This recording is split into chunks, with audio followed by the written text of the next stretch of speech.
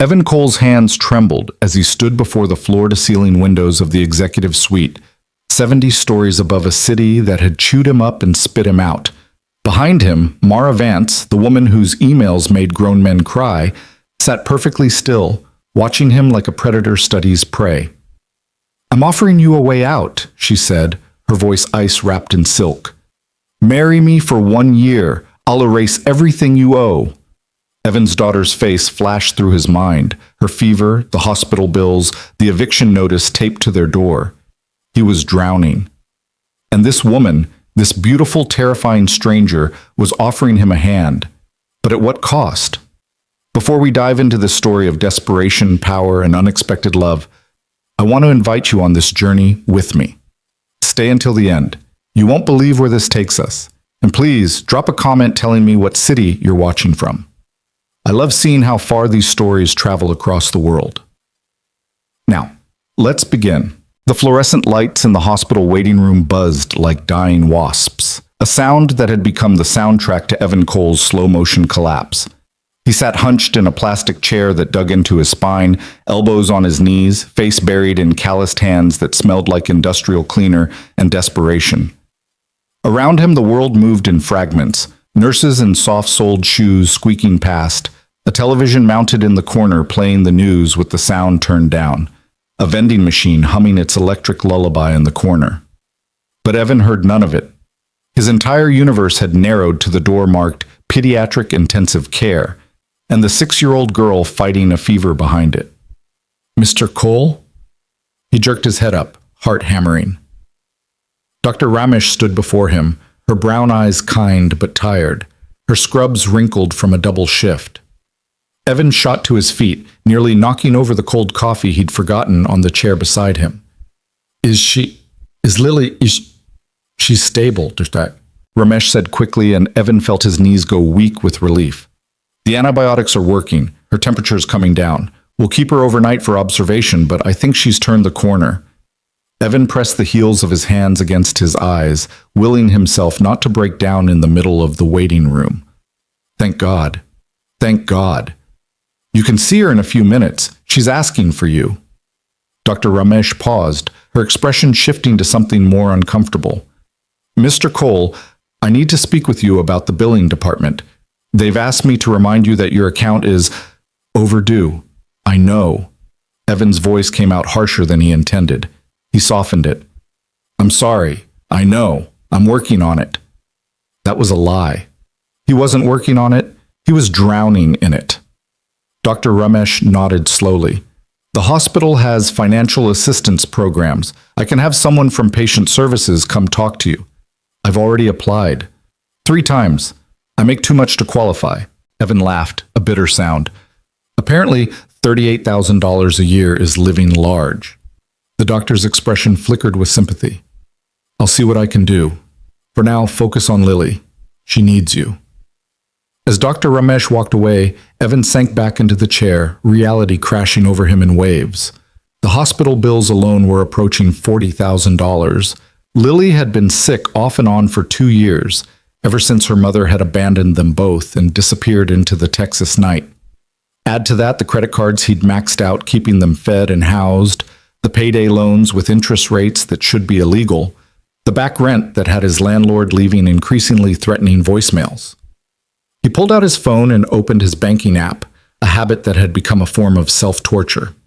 Checking account, $147.23. Rent was due in 6 days.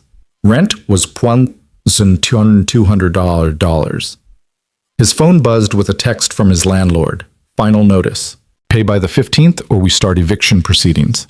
No exceptions this time.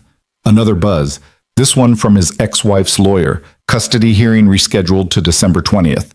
Your financial instability remains a concern for the court. Evan stared at that message until the words blurred. Christina had been gone for 4 years. She'd left when Lily was 2, said she couldn't handle motherhood, couldn't handle the responsibility, couldn't handle him. Evan had thought good riddance until 6 months ago, when she'd reappeared with a new husband, a new job, and a sudden burning desire to be a mother again. Now she was using his poverty as a weapon.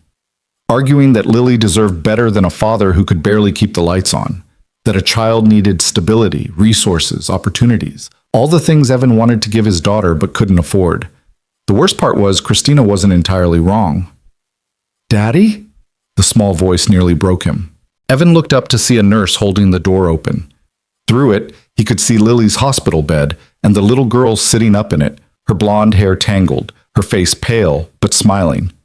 Evan crossed the room in 3 strides, gathering his daughter into his arms as gently as he could manage around all the tubes and monitors. She smelled like hospital antiseptic and the strawberry shampoo she loved. "Hey, baby girl," he whispered into her hair. "You scared me." "I'm okay, Daddy. Dr. Ramesh said I was very brave."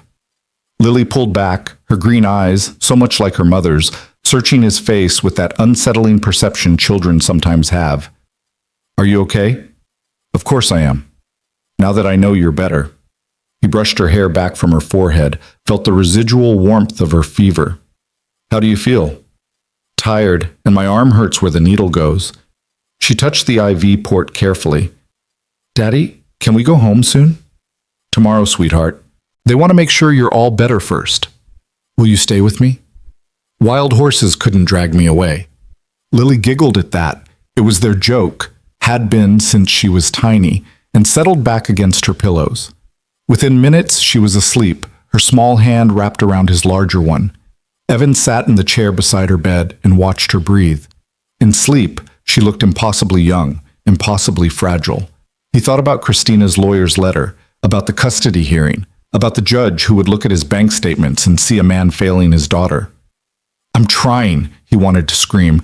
"I'm working 60-hour weeks. I'm doing everything right. Why isn't it enough?" But the universe didn't answer. It never did. Meds.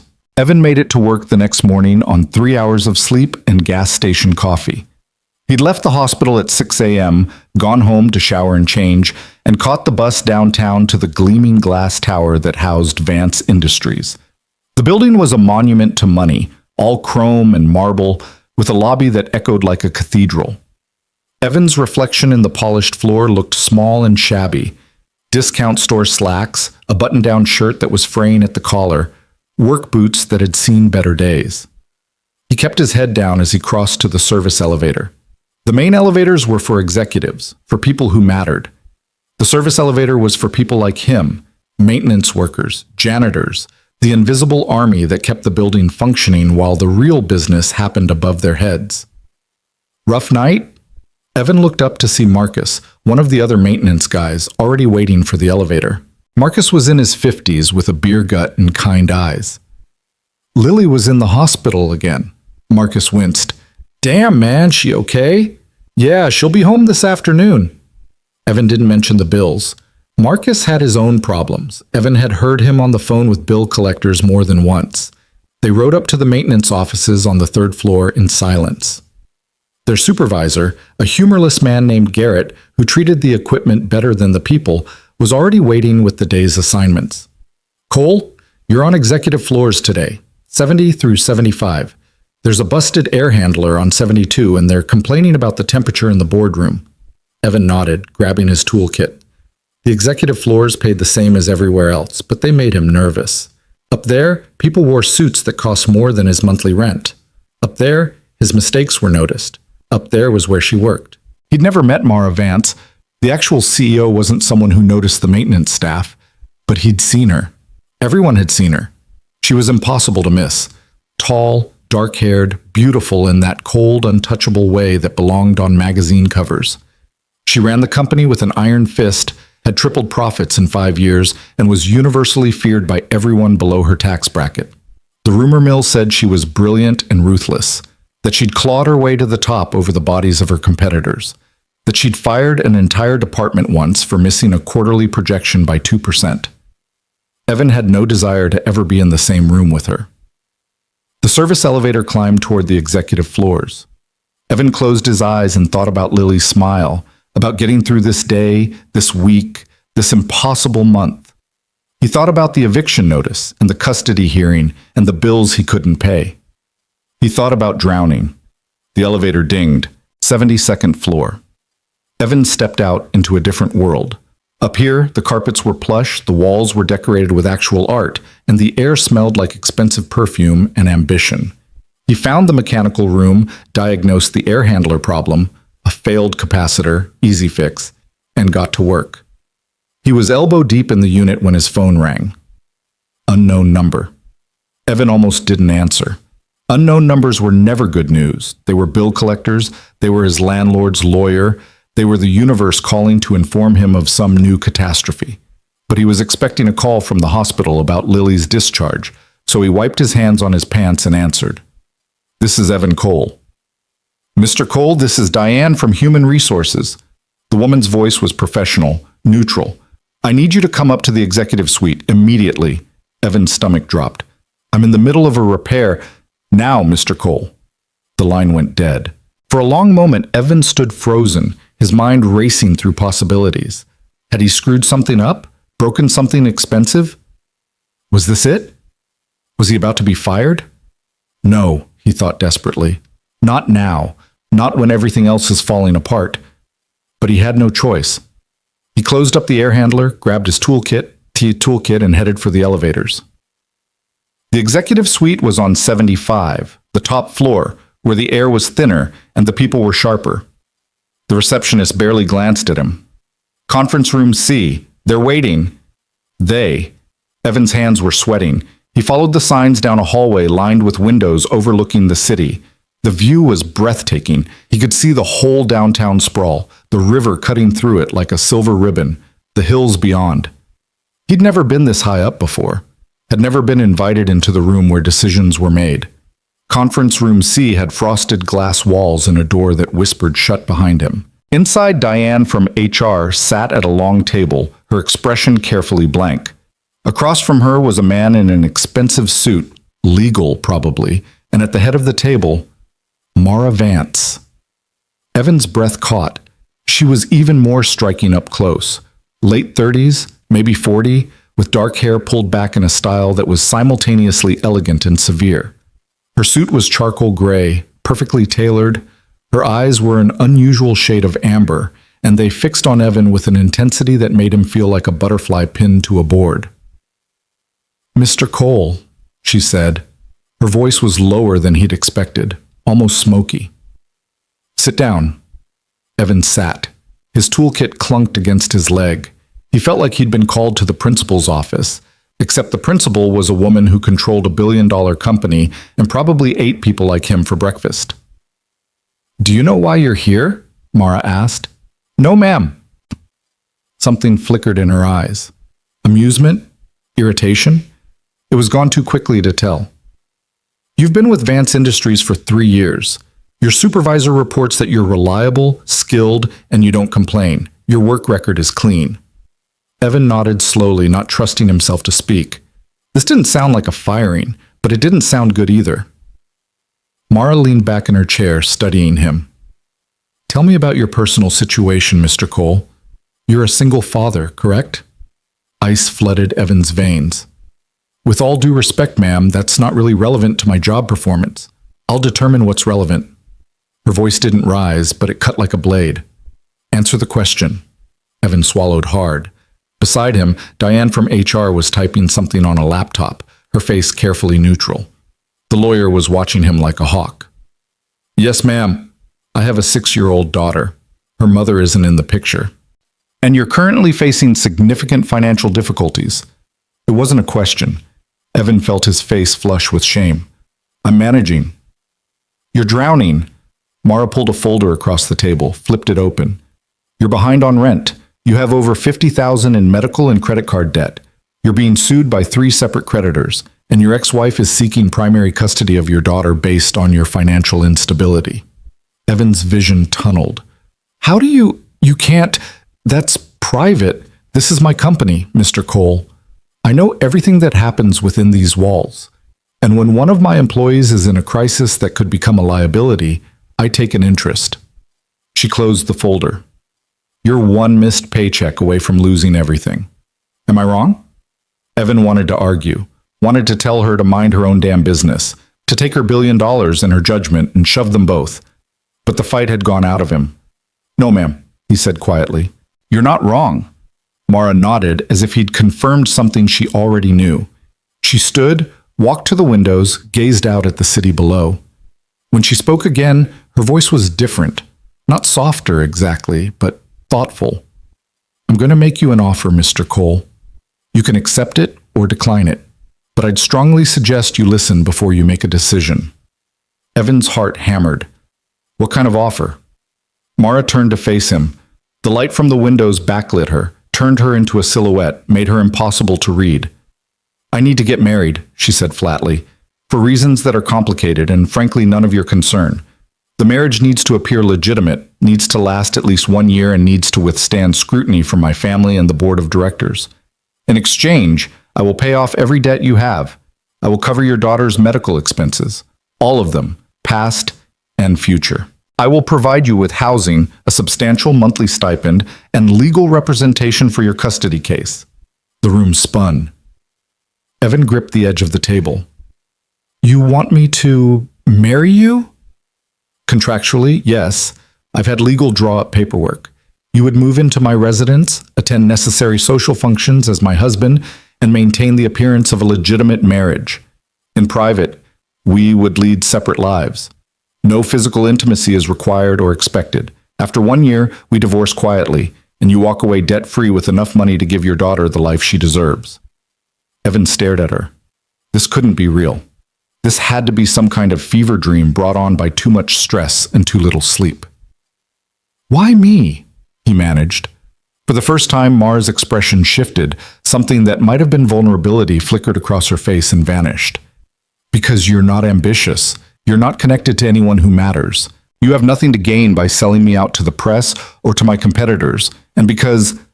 She hesitated, almost imperceptibly. Because you remind me that there are still people in the world who care about something other than money and power. The lawyer cleared his throat. Ms. Vance, perhaps we should give Mr. Cole time to review the contract. He doesn't need time, Mara said. He needs a way out of hell, and I'm offering him one. Those amber eyes locked onto Evans again. 1 year of your life, Mr. Cole, in exchange for saving your daughter's future. That's the deal. Evans' mind raced. This was insane.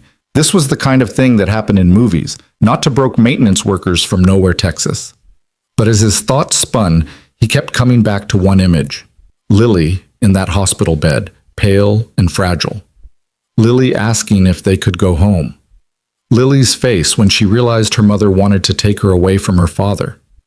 What's the catch? He asked. Mara almost smiled. The catch is that my family will do everything in their power to prove this marriage is fake. They'll investigate you, test you, push you to see if you break. If anyone discovers the truth, if the contract becomes public, you get nothing. Worse, you could be implicated in fraud. So if I do this, I have to be convincing. You have to be perfect. Silence stretched between them. Outside the conference room, Evan could hear the muffled sounds of the office. Phones ringing, people talking, the ordinary business of an ordinary day.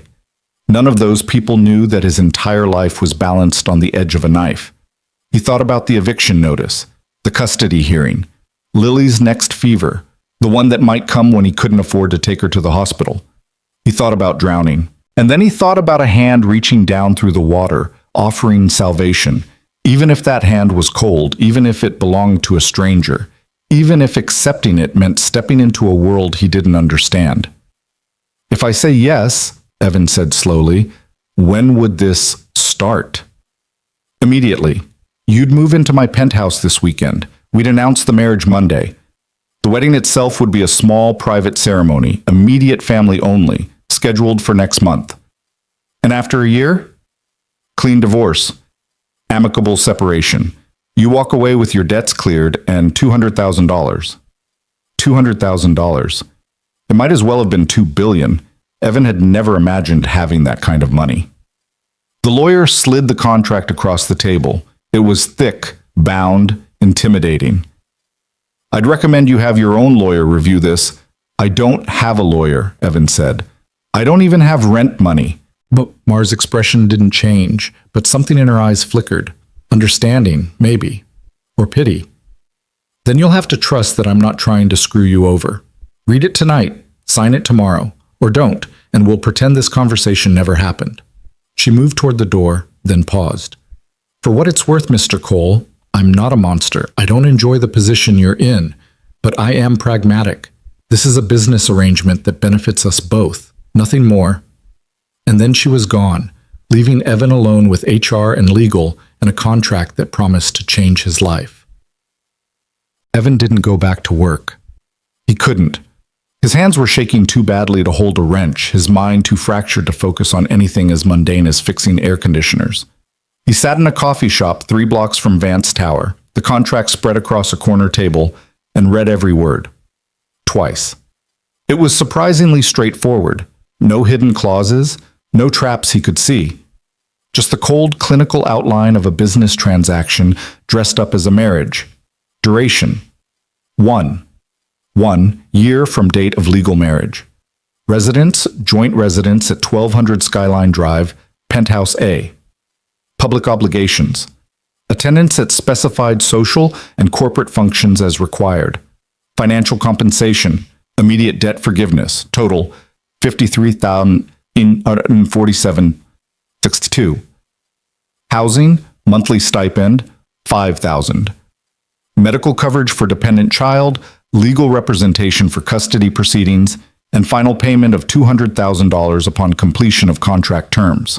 Termination clauses: either party may terminate early only under specific circumstances: infidelity, criminal conduct, breach of confidentiality. Early termination voids financial compensation except debt forgiveness already provided. Confidentiality: the nature of this arrangement must remain strictly confidential. Public disclosure by either party results in immediate termination and legal penalties. Evan's phone buzzed. Text from the hospital. Lily discharged, ready for pickup. He stared at those words. His daughter was waiting for him, trusting him to take care of her, to keep her safe, to be the parent she deserved. With his current trajectory, he was going to fail her. The eviction would go through. Christina would win custody. Lily would grow up thinking her father had been too weak, too broken, too poor to fight for her. But if he signed this contract, his phone rang. Unknown number again. Hello? Mr. Cole. Mara Vance's voice, crisp and businesslike. Have you made a decision? I haven't finished reading. Yes, you have. You've read it twice. I'm guessing you're sitting in a coffee shop somewhere, stalling, because you already know what you're going to do, but you're terrified of actually doing it. Evan blinked. How did you? I'm good at reading people. It's how I run a company. A pause. Your daughter is waiting at the hospital. You need to pick her up, take her home, and make sure she has dinner and her medication. You have about 3 hours before you need to be there. So I'll ask again. Have you made a decision? Evan looked down at the contract, at the signature line at the bottom, empty and waiting. If I do this, he said quietly, I need to know it's not going to hurt my daughter, that she'll be safe, that she'll be okay. I have no interest in hurting a child, Mr. Cole. Your daughter will have everything she needs, better schools, better health care, better opportunities. And when this is over, you'll be able to give her the life you've always wanted to provide. And what do you get out of this? Really? Another pause, longer this time. When Mara spoke again, her voice was different, not vulnerable, but honest, maybe. Control, she said. My family thinks I'm weak because I'm unmarried. They think they can manipulate me, push me out, take what I've built. A husband changes that equation, makes me less of a target. But I don't want a real marriage. I don't want someone who will betray me or try to take my power or think they have a claim on my life. I want someone who will play the role and then walk away. That's what you are, Mr. Cole. You're a solution to a problem. It should have stung. It didn't. There was something almost refreshing about her bluntness. Okay, Evan said. Okay? I'll sign, but I have one condition. He could hear the surprise in her silence. You're negotiating? Lily comes first, always. If anything in this arrangement puts her at risk, physically, emotionally, anything, I'm out. Contract or no contract. Agreed. Then send me whatever you need me to sign. I'll do it tonight. The lawyer will have the documents to you within the hour. Another pause. "Welcome to the family, Mr. Cole." The line went dead. Evan sat in that coffee shop for a long time after, staring at nothing, trying to process what he'd just agreed to. In the space of 3 hours, his entire life had been upended. Tomorrow, he would wake up as the same broke maintenance worker he'd been yesterday. But by next week, he'd be living in a penthouse, married to a woman he didn't know, playing a role in a drama he didn't understand. He thought about calling his brother, but Daniel would tell him he was crazy. He thought about calling his mother, but she'd been dead for 5 years. He thought about calling anyone, but there was no one. He and Lily were alone in the world. Not anymore, he thought. Now we have Mara Vance, for better or worse. He packed up the contract, left the coffee shop, and headed for the bus stop. He had a daughter to pick up from the hospital, a daughter who would ask about their apartment, about what was for dinner, about whether they could watch her favorite movie tonight. Evan would lie to her, would smile and say everything was fine, everything was going to be okay. And for the first time in 2 years, that might actually be true. He just had to marry a stranger first.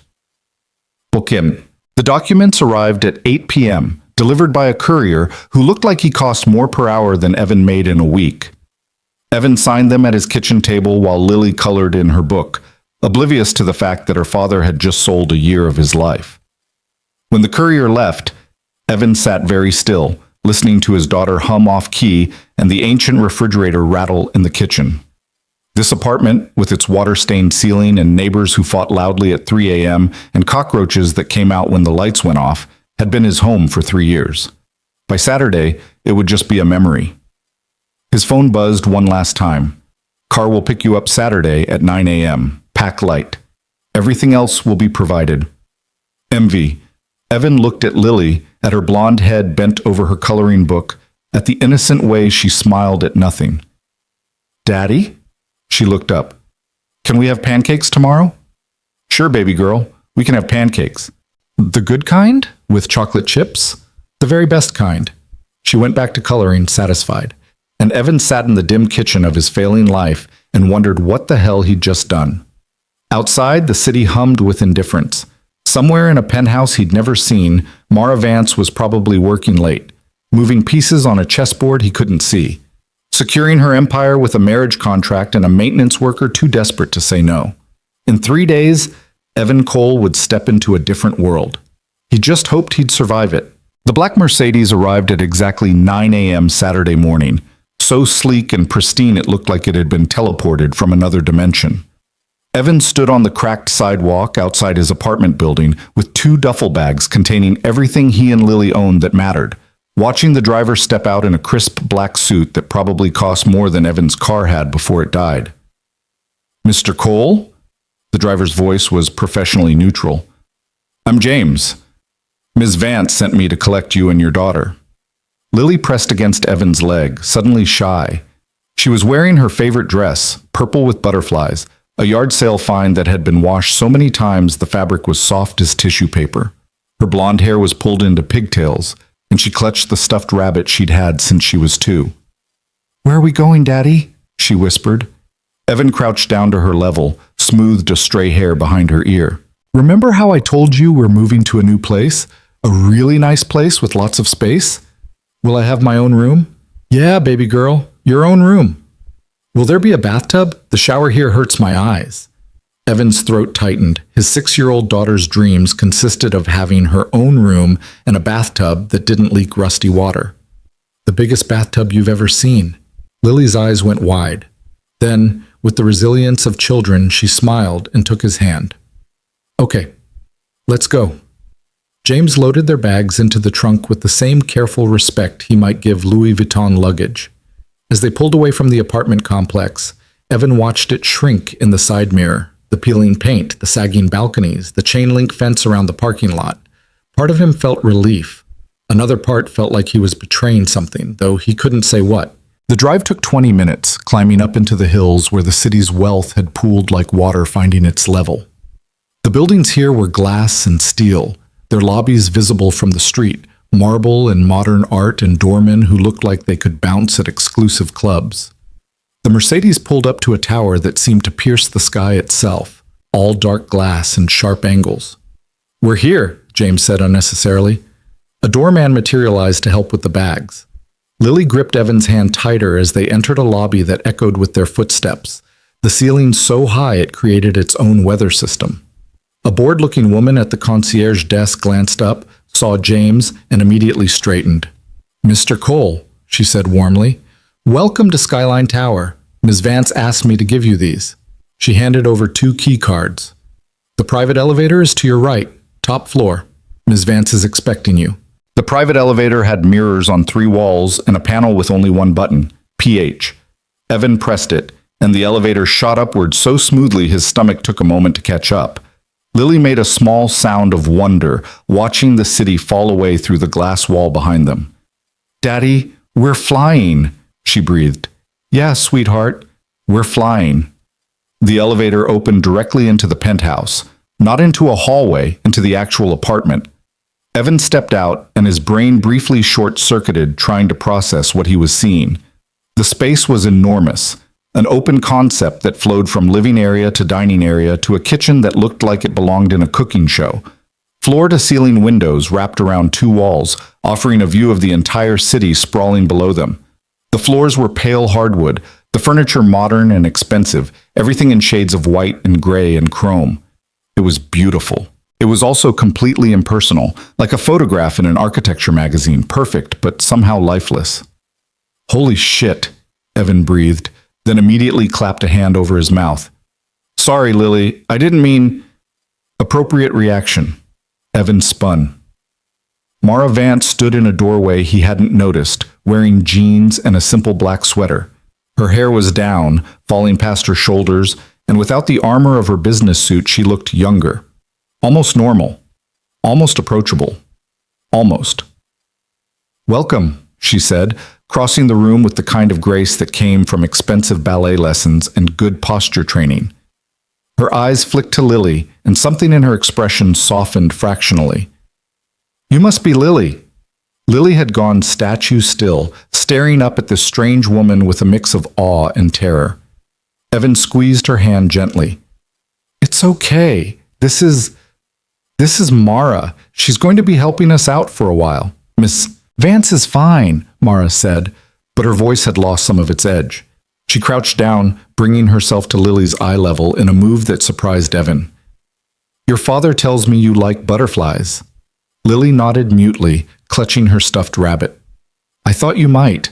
There's a garden on the rooftop terrace, 20 floors up. In summer, butterflies come to visit the flowers. Would you like to see your new room? I had someone prepare it. If you don't like it, we can change it." That broke through Lily's fear. "Really? I can change it?" "It's your room. You get to decide." Mara straightened and gestured for them to follow. She led them down a hallway lined with abstract art that probably cost more than most people's houses, then pushed open a door. Lily gasped. The room was perfect. Not perfect in the sterile way the rest of the penthouse was perfect. Perfect for a 6-year-old girl.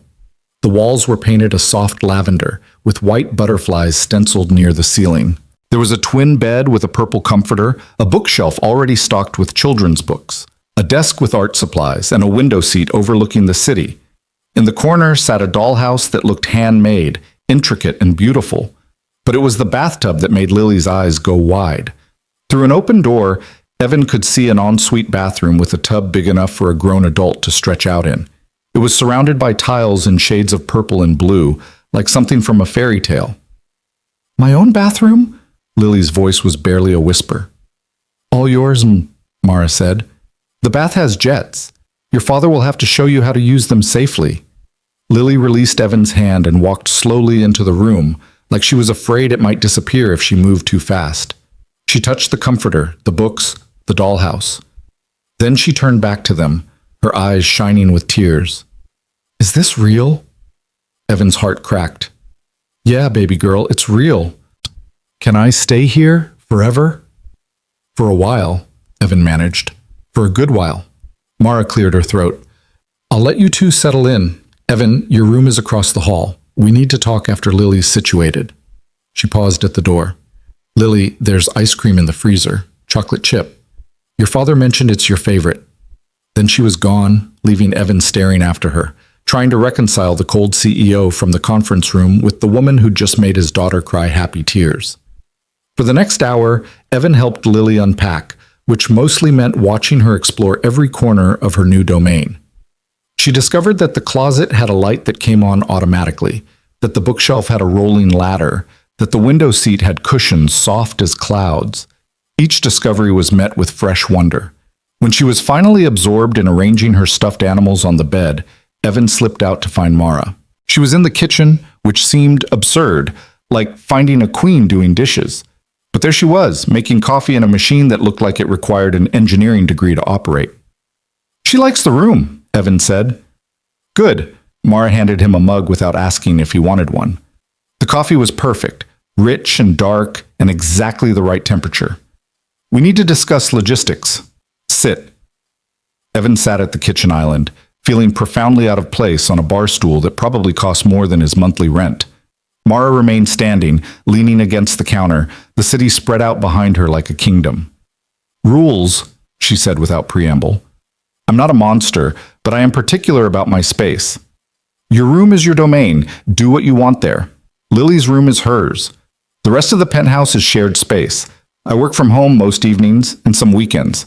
I need quiet to focus. I don't cook, so meals will either be delivered or prepared by the housekeeper. Her name is Vera. She comes 3 times a week." "There's a housekeeper?" Of course there was a housekeeper.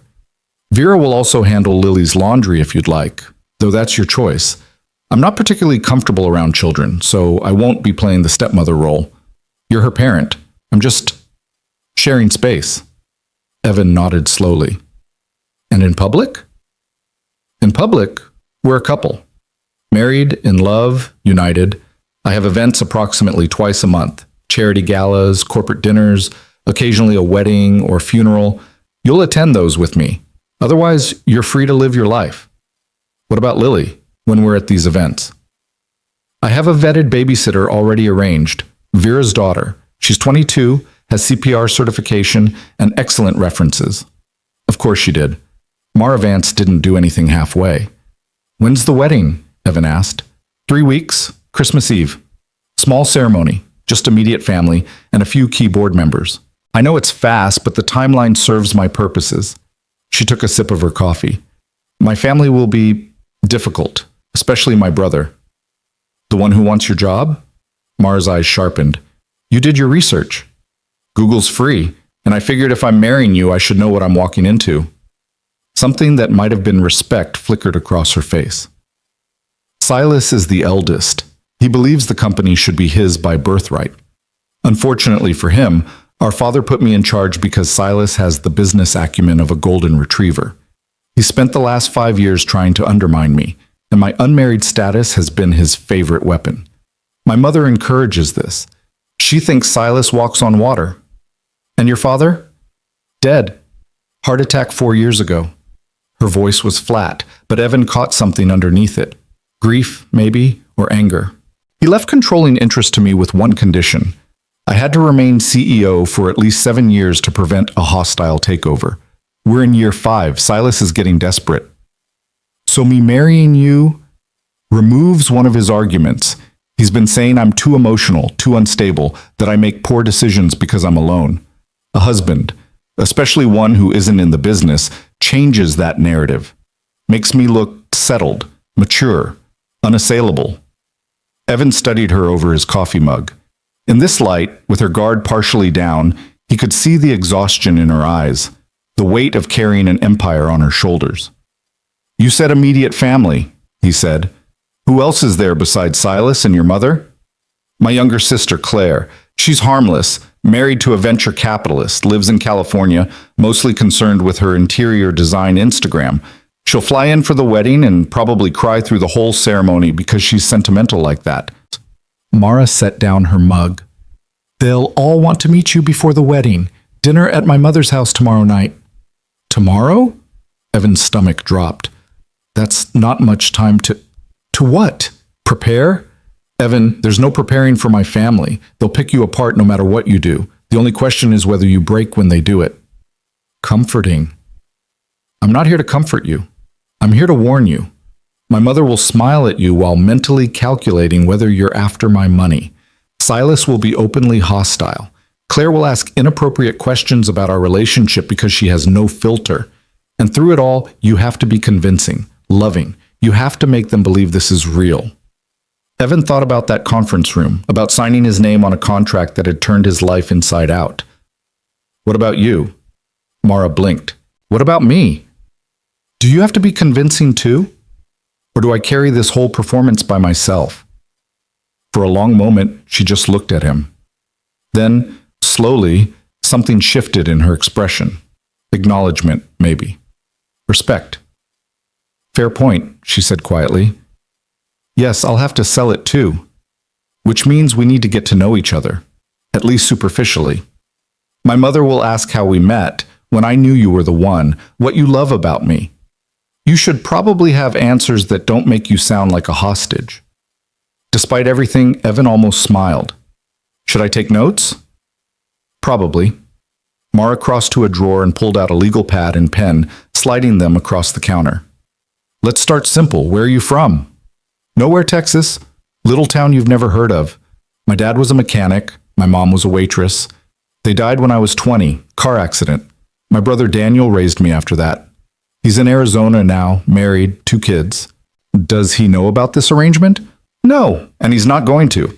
As far as anyone knows, we met at work and fell for each other. That's it. Mara nodded. Good. Simple stories are easier to maintain. What about Lily's mother? Evan's jaw tightened. Christina left when Lily was 2. Said she couldn't handle being a mother. I raised Lily alone. Christina showed up again 6 months ago, wanting custody. Why? New husband, new life. Guilt, maybe? Or maybe she just wants to hurt me. I don't know anymore. Mara was quiet for a moment. My lawyer will handle the custody case. We'll bury Christina in paperwork and evidence that Lily's better off with you. By the time we're done, no judge will side with her. The casual ruthlessness of it should have disturbed Evan. Instead, he felt a wave of relief so powerful it nearly knocked him over. Thank you. Don't thank me. It's in the contract. Besides, she paused, glanced toward the hallway where Lily's room was. That little girl deserves to stay with her father. Anyone can see that. It was the first genuinely kind thing Mara had said, and it caught Evan off guard. Before he could respond, his phone buzzed. Text from an unknown number. This is Vera. Ms. Vance asked me to coordinate with you about Lily's care. I can stop by Monday morning to meet her and discuss her routine. Evan showed the text to Mara. You work fast. I don't believe in wasting time. She glanced at her watch. I have work to do. You and Lily should explore the building. There's a gym on the 10th floor, a pool on 15, a library on 12. Familiarize yourself with the space. Tomorrow at 6, we leave for my mother's house. Wear something nice. I don't really have anything nice. Mara's eyes swept over him, assessing. My stylist will be here at 2 p.m. tomorrow. He'll handle it. You have a stylist? Evan, I have people for everything. You'll get used to it. She started to walk away, then stopped. One more thing. In public, you can call me Mara. In private, Ms. Vance is fine. It maintains boundaries. What should Lily call you? Whatever makes her comfortable. I'm not her mother. I'm not trying to be. Then she disappeared down another hallway, leaving Evan alone in the vast, perfect kitchen with a mug of expensive coffee and the growing realization that he'd stepped through the looking glass into a world that operated by rules he didn't understand. Lily appeared in the doorway, her rabbit under one arm. Daddy? Can we explore? Evan set down his mug and smiled at his daughter. Yeah, baby girl, let's go exploring. They spent the rest of the day discovering their new reality. The building was its own ecosystem. The gym had equipment Evan didn't recognize. The pool was Olympic-sized and empty midday Saturday. The library was all leather chairs and floor-to-ceiling books that looked like they'd never been opened. Lily pressed her nose against every window they passed, marveling at the city below. In the evening, they ordered pizza from a place that charged $25 for a large and delivered it in a box that looked like jewelry packaging. Lily ate 3 slices sitting cross-legged on the floor of her new room, tomato sauce on her chin, chattering about the butterflies she was going to see in summer. Evan tucked her into bed at 8:30, and she was asleep before he finished the first page of her favorite bedtime story. He stood in the doorway for a long time, watching her breathe, trying to convince himself this was real. When he finally retreated to his own room, which was twice the size of his old bedroom and had an ensuite bathroom with a shower that had 7 different settings, he found his duffel bags had been unpacked. His clothes hung in a walk-in closet that had more space than his entire old apartment. On the dresser sat a folder labeled Evan Cole, Orientation. Inside were building access information, emergency contacts, Vera's schedule, the name and number of Mara's lawyer handling the custody case, and a credit card with his name embossed on it. The attached note, in Mara's precise handwriting, read, "For household expenses and Lily's needs. No limit. Keep receipts for tax purposes. MV." Evan stared at that credit card for a long time. No limit. He'd spent his entire adult life counting pennies, calculating if he could afford an extra gallon of milk, choosing between paying the electric bill and buying Lily new shoes. And now he held a piece of plastic that represented infinite resources. It felt like a trap. It felt like freedom. He wasn't sure which terrified him more. His phone buzzed. Text from Mara. "Lily's pediatrician appointment is scheduled for Monday at 10 a.m. Dr. Sarah Chen, best in the city. James will drive you. Medical card is in your folder." Evan texted back, "You didn't have to do that." The response came immediately. "Yes, I did. It's in the contract. Sleep well." Evan lay in a bed that felt like sleeping on a cloud, in a room where the city lights filtered through automated blinds, in a life that didn't feel like his own. Tomorrow he'd meet Mara's family. In 3 weeks, he'd marry her. In 1 year, this would all be over, and he'd walk away with money and freedom, and Lily would be safe. 1 year. He could survive anything for 1 year, couldn't he? The next day arrived with the kind of relentless brightness that only December in California could manage. Evan woke to find Lily already up, sitting in her window seat and watching the city wake below her. She looked so small in that big room, so fragile and perfect, that his chest hurt. "Morning, baby girl." "Daddy, there are birds outside, real birds, up this high." They had breakfast together. Mara was nowhere to be seen, though Evan could hear faint sounds from another wing of the penthouse that suggested she was awake and working. A woman appeared at 9 o'clock, introduced herself as Vera, and immediately began fussing over Lily with the kind of warm efficiency that made Evan like her instantly. "Ms. Vance told me this little one likes pancakes," Vera said, her accent vaguely Eastern European. "I brought ingredients. We make them together, yes?" Lily looked at Evan for permission. He nodded, and she followed Vera to the kitchen like she'd found a new grandmother. At 2 o'clock sharp, the stylist arrived. His name was Marcus. Not to be confused with Marcus from maintenance, Evan's brain helpfully supplied, and he took one look at Evan and sighed dramatically. "Darling, we have work to do." For the next 2 hours, Evan was measured, critiqued, and dressed in clothes that felt foreign on his body. Suits in charcoal and navy, shirts in shades of blue and white, shoes that were somehow more comfortable than his work boots despite costing 10 times as much. Marcus circled him like a shark, adjusting collars and cuffs, muttering about good bones and natural shoulders. "You clean up well," Marcus finally declared. "Mara has excellent taste in projects." "I'm a project?" "Darling, we're all projects." Marcus packed up his equipment. "Wear the navy suit tonight. It makes your eyes look less terrified." When he was gone, Evan studied himself in the full-length mirror.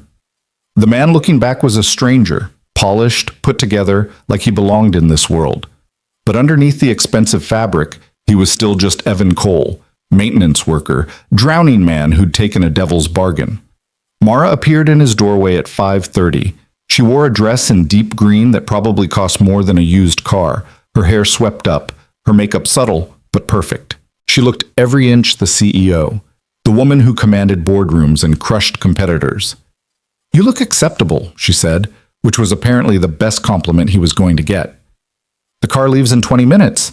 Lily's staying here with Vera's daughter, Emma. I've already introduced them. Lily seems comfortable." "Should I be nervous?" Evan asked. "Probably." Mara's lips quirked in something that wasn't quite a smile. "But don't let them see it. My family respects strength, not vulnerability. Remember, we're in love, we're united, we're unshakable. No pressure. Evan, if I thought you couldn't handle this, I wouldn't have chosen you." and somehow, impossibly, that helped. The drive to Mara's mother's house took 40 minutes, climbing up into hills even wealthier than the ones where the penthouse stood. The houses here were estates, gated, sprawling, the kind of places that had names instead of addresses. James pulled through a gate with an actual security guard and up a driveway lined with perfectly manicured hedges. The house was a modern masterpiece of glass and stone, lit from within so it glowed against the darkening sky. Evan could see people moving inside, hear the faint sound of classical music drifting out. "Remember," Mara said as James opened her door, "they're going to test you, push you, try to make you crack. Don't." "What if I do?" She looked at him with those amber eyes, and for just a moment he saw something real in them. Fear, maybe. Or something close to it. "Then we both lose everything." Before Evan could respond, the front door opened and a woman swept out. She was in her 60s, perfectly preserved, wearing diamonds and a smile that didn't reach her eyes. Mara's mother. "Darling!" The woman air-kissed Mara's cheeks. "You're late, and this must be the mysterious Evan." "Mother, this is Evan Cole, my fiancé." Mara took Evan's hand and he was startled by how cold her fingers were. "Evan, my mother, Victoria Vance." Victoria's eyes swept over him like a customs agent searching for contraband. "How unexpected." Come in, come in. Everyone's dying to meet you." As they followed Victoria into the house, Mara's grip on Evan's hand tightened fractionally. It was the only sign she gave that she was anything other than perfectly composed. But Evan felt it, felt her hand trembling just slightly in his, and realized with a start that she was just as terrified as he was. The house interior was exactly what Evan expected. More art, more marble, more money than he could process. Victoria led them through a foyer that echoed with their footsteps into a living room where several people waited like a firing squad. A man in his mid-40s stood by the fireplace, drink in hand, watching them with cold calculation. Silas had to be. He had Mara's bone structure, but none of her warmth, what little she had of it. Next to him stood a younger woman, blonde and pretty, dabbing at her eyes with a tissue. Claire, the emotional sister. "Everyone, this is Evan," Victoria announced. "Mara's fiancé." The way she said it made it sound like a disease. Silas stepped forward first, extending a hand. His grip was too firm, a power play. "Evan, interesting, very interesting. I don't believe we've heard anything about you until very recently." "It was rather sudden," Mara said smoothly, her voice ice. "When you know, you know." "How romantic," Silas said flatly. "And what is it you do, Evan?" Here it was, the first test. Evan met Silas's eyes steadily. "I work in building maintenance.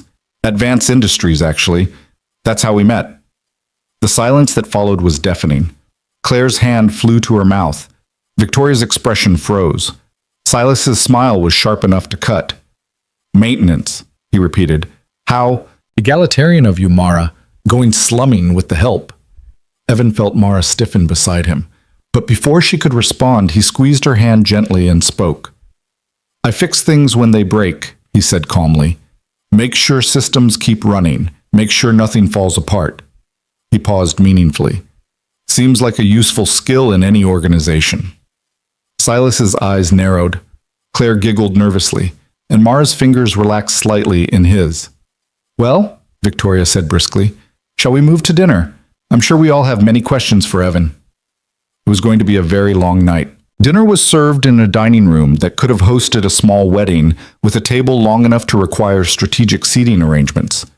Victoria positioned herself at the head with Mara to her right and Silas to her left, forcing Evan to sit next to Claire, who immediately latched onto him like he was her new favorite reality show. "So, maintenance," Claire said, her voice bright and curious. "That's so real, so grounded. I mean, most of the men Mara dates are all hedge fund this and venture capital that. It's exhausting, but you actually work with your hands?" "Claire," Mara warned. "What?" "I'm just saying it's refreshing." Claire turned back to Evan, her eyes sparkling with wine and gossip hunger. "How did you two actually meet? Like, what's the story? Because Mara never tells me anything, and I need details." Evan glanced at Mara, who gave him the smallest nod. They'd rehearsed this in the car, a story simple enough to remember, romantic enough to sell. I was fixing an air conditioning unit on her floor, Evan said. She came out of a meeting, saw me working, and we started talking. She asked me about the system, how it worked. Most executives don't care about that kind of thing, but she was genuinely interested. I appreciate competence, Mara added, and Evan knows those systems better than the engineers who designed them. How flattering, Silas interjected, his tone making it clear he found it anything but. And this conversation about air conditioning led to romance? It led to more conversations, Evan said evenly. We'd run into each other, talk about work, about life. I told her about my daughter. She told me about the pressure of running a company. We understood each other.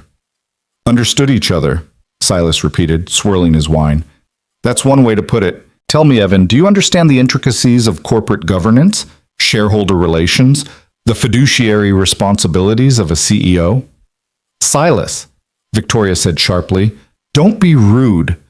I'm not being rude, Mother. I'm being practical. Mara's personal life affects the company. If she's marrying someone who doesn't understand the world she operates in, I don't need to understand corporate governance to understand her, Evan interrupted. He kept his voice calm but firm. I know she works 16-hour days. I know she carries the weight of thousands of employees on her shoulders. I know she's brilliant and driven and doesn't suffer fools. And I know that when she's with me, she can breathe. The table went silent. Mara's eyes met his across the space between them, something unreadable flickering in their amber depths. Claire broke the silence with a small sob. That's beautiful. That's so beautiful. Oh my God, I'm crying again. You're always crying, Silas muttered.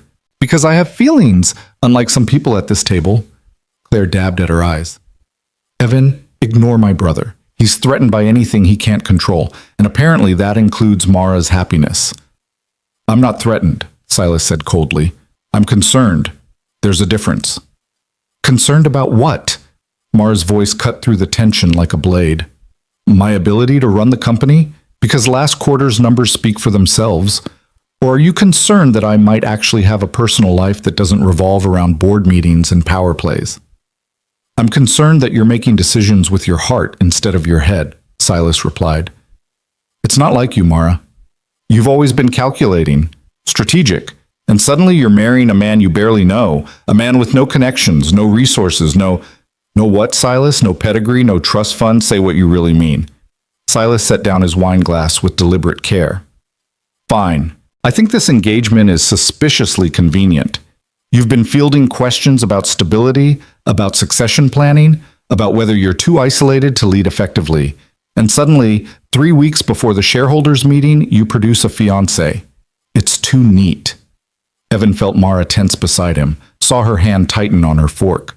Before she could respond, he spoke up. You're right, he said quietly. Everyone turned to stare at him. Mara's eyes widened fractionally.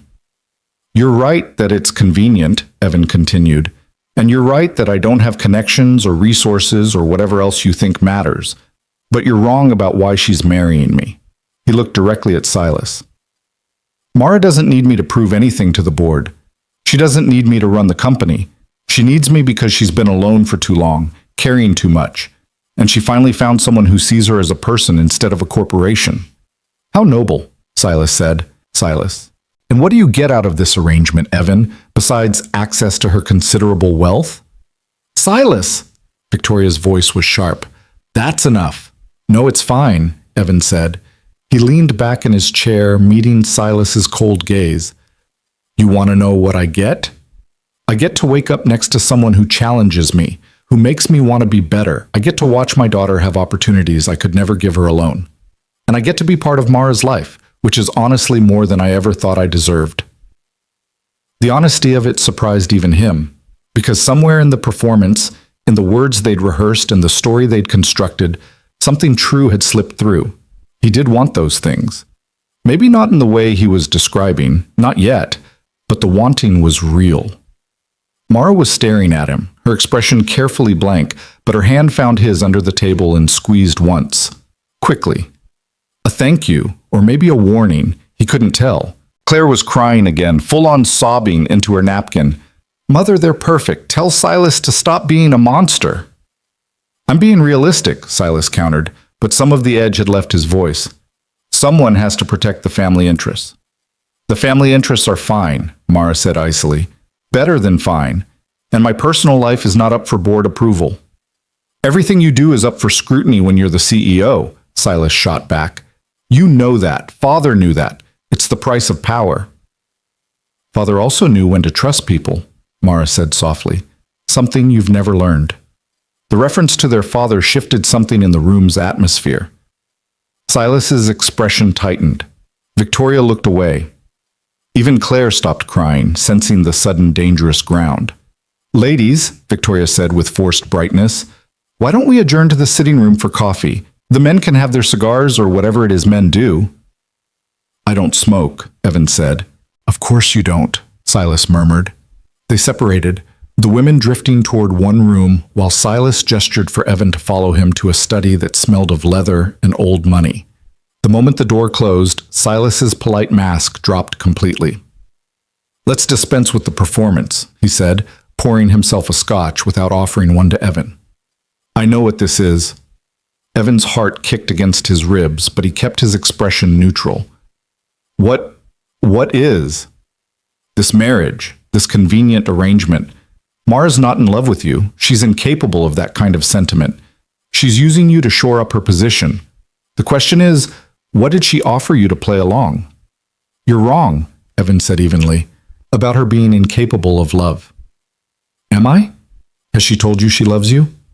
Silas moved closer, his eyes searching Evan's face. Has she shown you any genuine affection when the cameras aren't rolling, or is she the same ice queen in private that she is in the boardroom? Evan thought about the past 36 hours, about Mara's careful distance, her clinical approach to their arrangement, the way she spoke about boundaries and contracts, about the look in her eyes when she'd crouched down to talk to Lily, soft, almost vulnerable, about her cold hand trembling in his as they'd walked into this house. She's complicated, Evan said. That doesn't make her incapable of feeling. Silas laughed, a harsh sound. You actually believe that? How refreshing. Tell me, Evan, what happens when you discover that Mara only cares about one thing, the company? When you realize that every decision she makes, every person she lets into her life, is calculated to benefit Vance Industries. Then I guess I'll have to make myself useful to the company, Evan replied.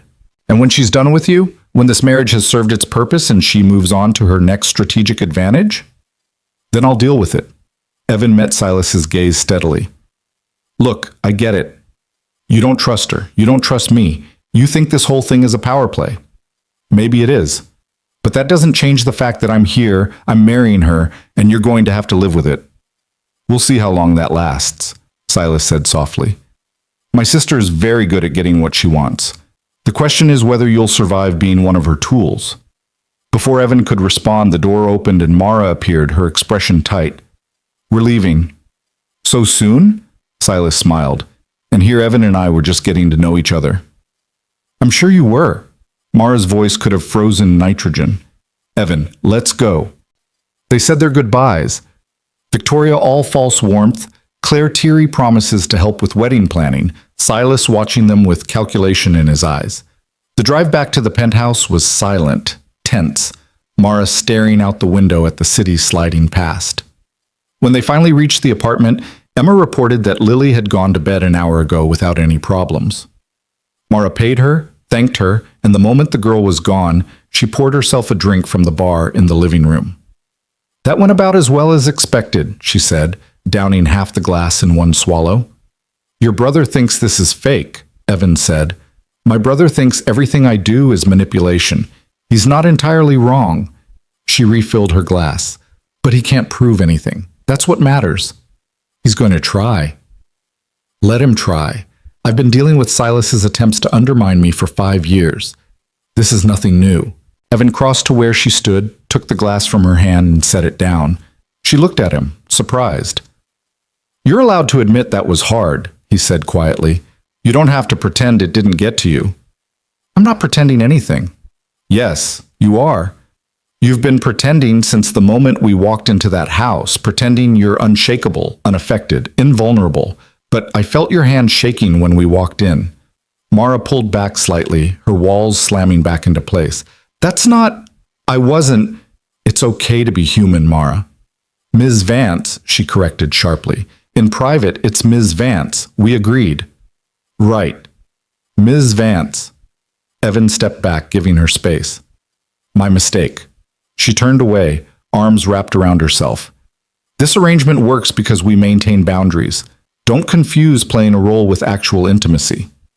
"I wasn't." "Weren't you?" She glanced back at him. "Those things you said at dinner about understanding me, about seeing me as a person, that was good performance, very convincing, but don't start believing your own fiction." Evan should have agreed, should have nodded and retreated to his room and remembered this was a business arrangement, nothing more.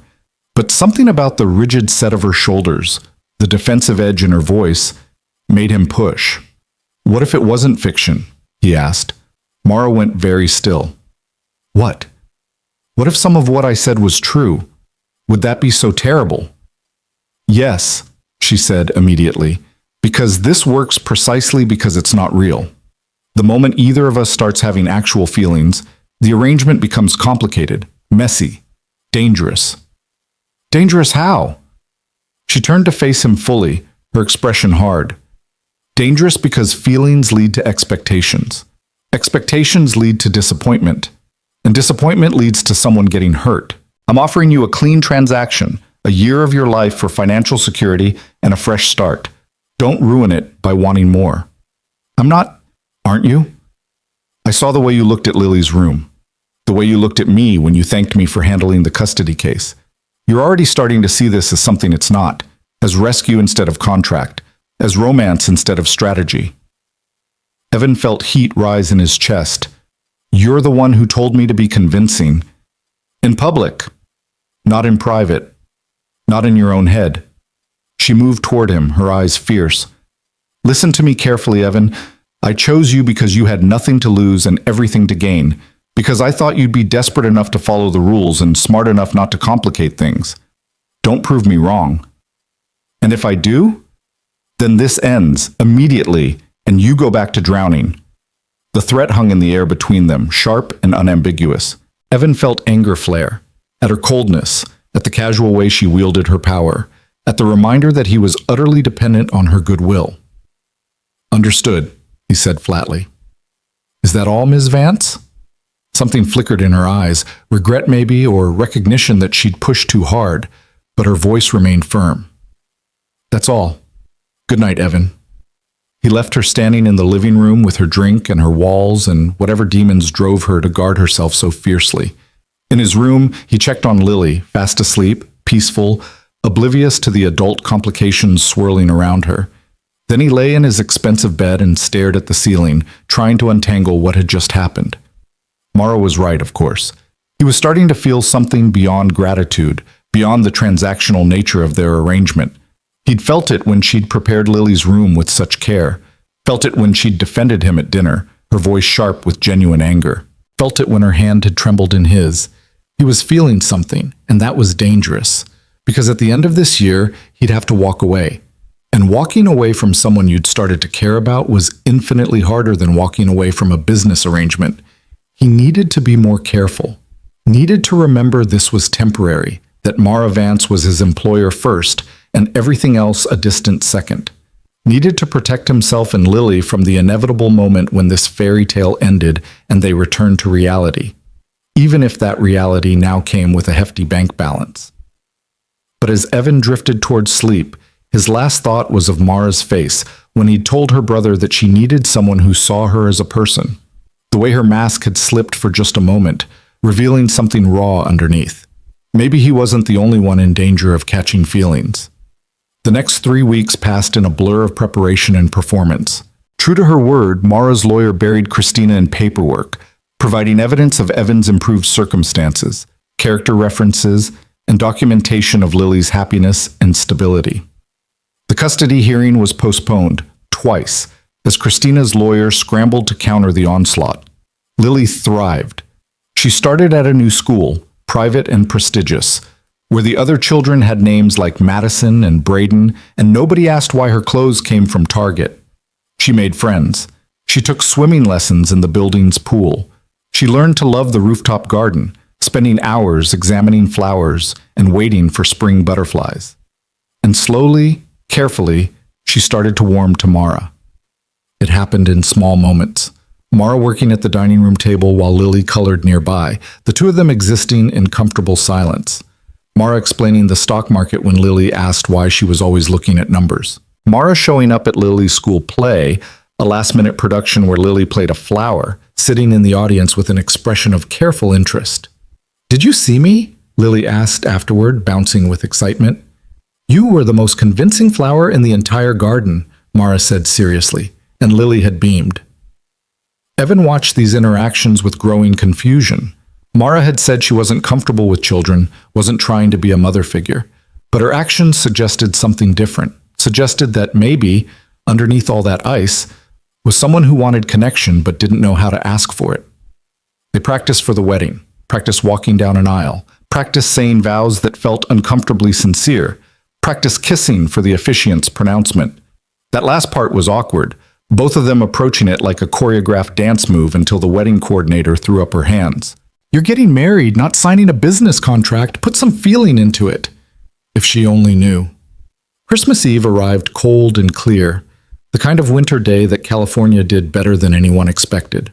The ceremony was at Victoria's house, of course it was, in the garden that had been transformed into something out of a magazine with white roses and twinkling lights and chairs for exactly 43 people. Evan stood at the altar in a tuxedo that Marcus had insisted made him look like James Bond, watching guests arrive. Board members he'd never met, business associates whose names he'd memorized from Mara's briefing. Claire, already crying. Silas, watching everything with hawk eyes. And then Mara appeared. She wore a dress in ivory silk, simple and elegant, her hair swept up to reveal the graceful line of her neck. No veil, no train, no excessive flourishes. Just Mara, beautiful and terrifying, walking toward him with steady steps and an expression that gave nothing away. When she reached him, she handed her bouquet to Claire and took his hands. Her fingers were ice cold. "You look beautiful," Evan whispered, because it seemed like the thing to say. "You look nervous," she whispered back. "I am nervous." "Don't be. It's just performance." But as the officiant began speaking about love and commitment and binding two lives together, Evan found himself listening to the words. Really listening. Thinking about what they meant, about the promises being made even in the context of their arrangement. When it came time for vows, Mara went first. Her voice was steady, clear, hitting every note they'd rehearsed. But when she promised to honor him, to stand beside him, to be his partner in all things, Evan saw something flicker in her eyes, something that looked almost like hope. Then it was his turn. He'd memorized the vows, practiced them until they were smooth, but standing there, looking into Mara's amber eyes with 43 people watching and Lily sitting in the front row in her purple dress, the rehearsed words died in his throat. "Mara," he began, and saw her expression tighten fractionally at the use of her first name. "3 weeks ago, you gave me a chance when I had nothing left to lose. You gave my daughter a future when I couldn't see past the next bill. You've been kind when you didn't have to be, patient when I was stumbling, and stronger than anyone I've ever met." He paused, aware he was going off script, but unable to stop. "I know this isn't what either of us planned. I know it's complicated and strange and probably crazy. But I promise you this. I will show up. I will be present.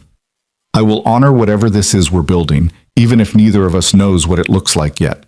And I will do everything in my power to make sure you never regret taking a chance on a broke maintenance worker who didn't know the first thing about your world." The garden was silent. Claire was sobbing into her husband's shoulder. Several board members looked confused. Silas's expression was unreadable, and Mara was staring at Evan like he'd just detonated a bomb in the middle of her carefully constructed plan. "I do," she whispered, though the officiant hadn't asked yet. "You may now kiss the bride," the officiant said quickly, sensing the moment.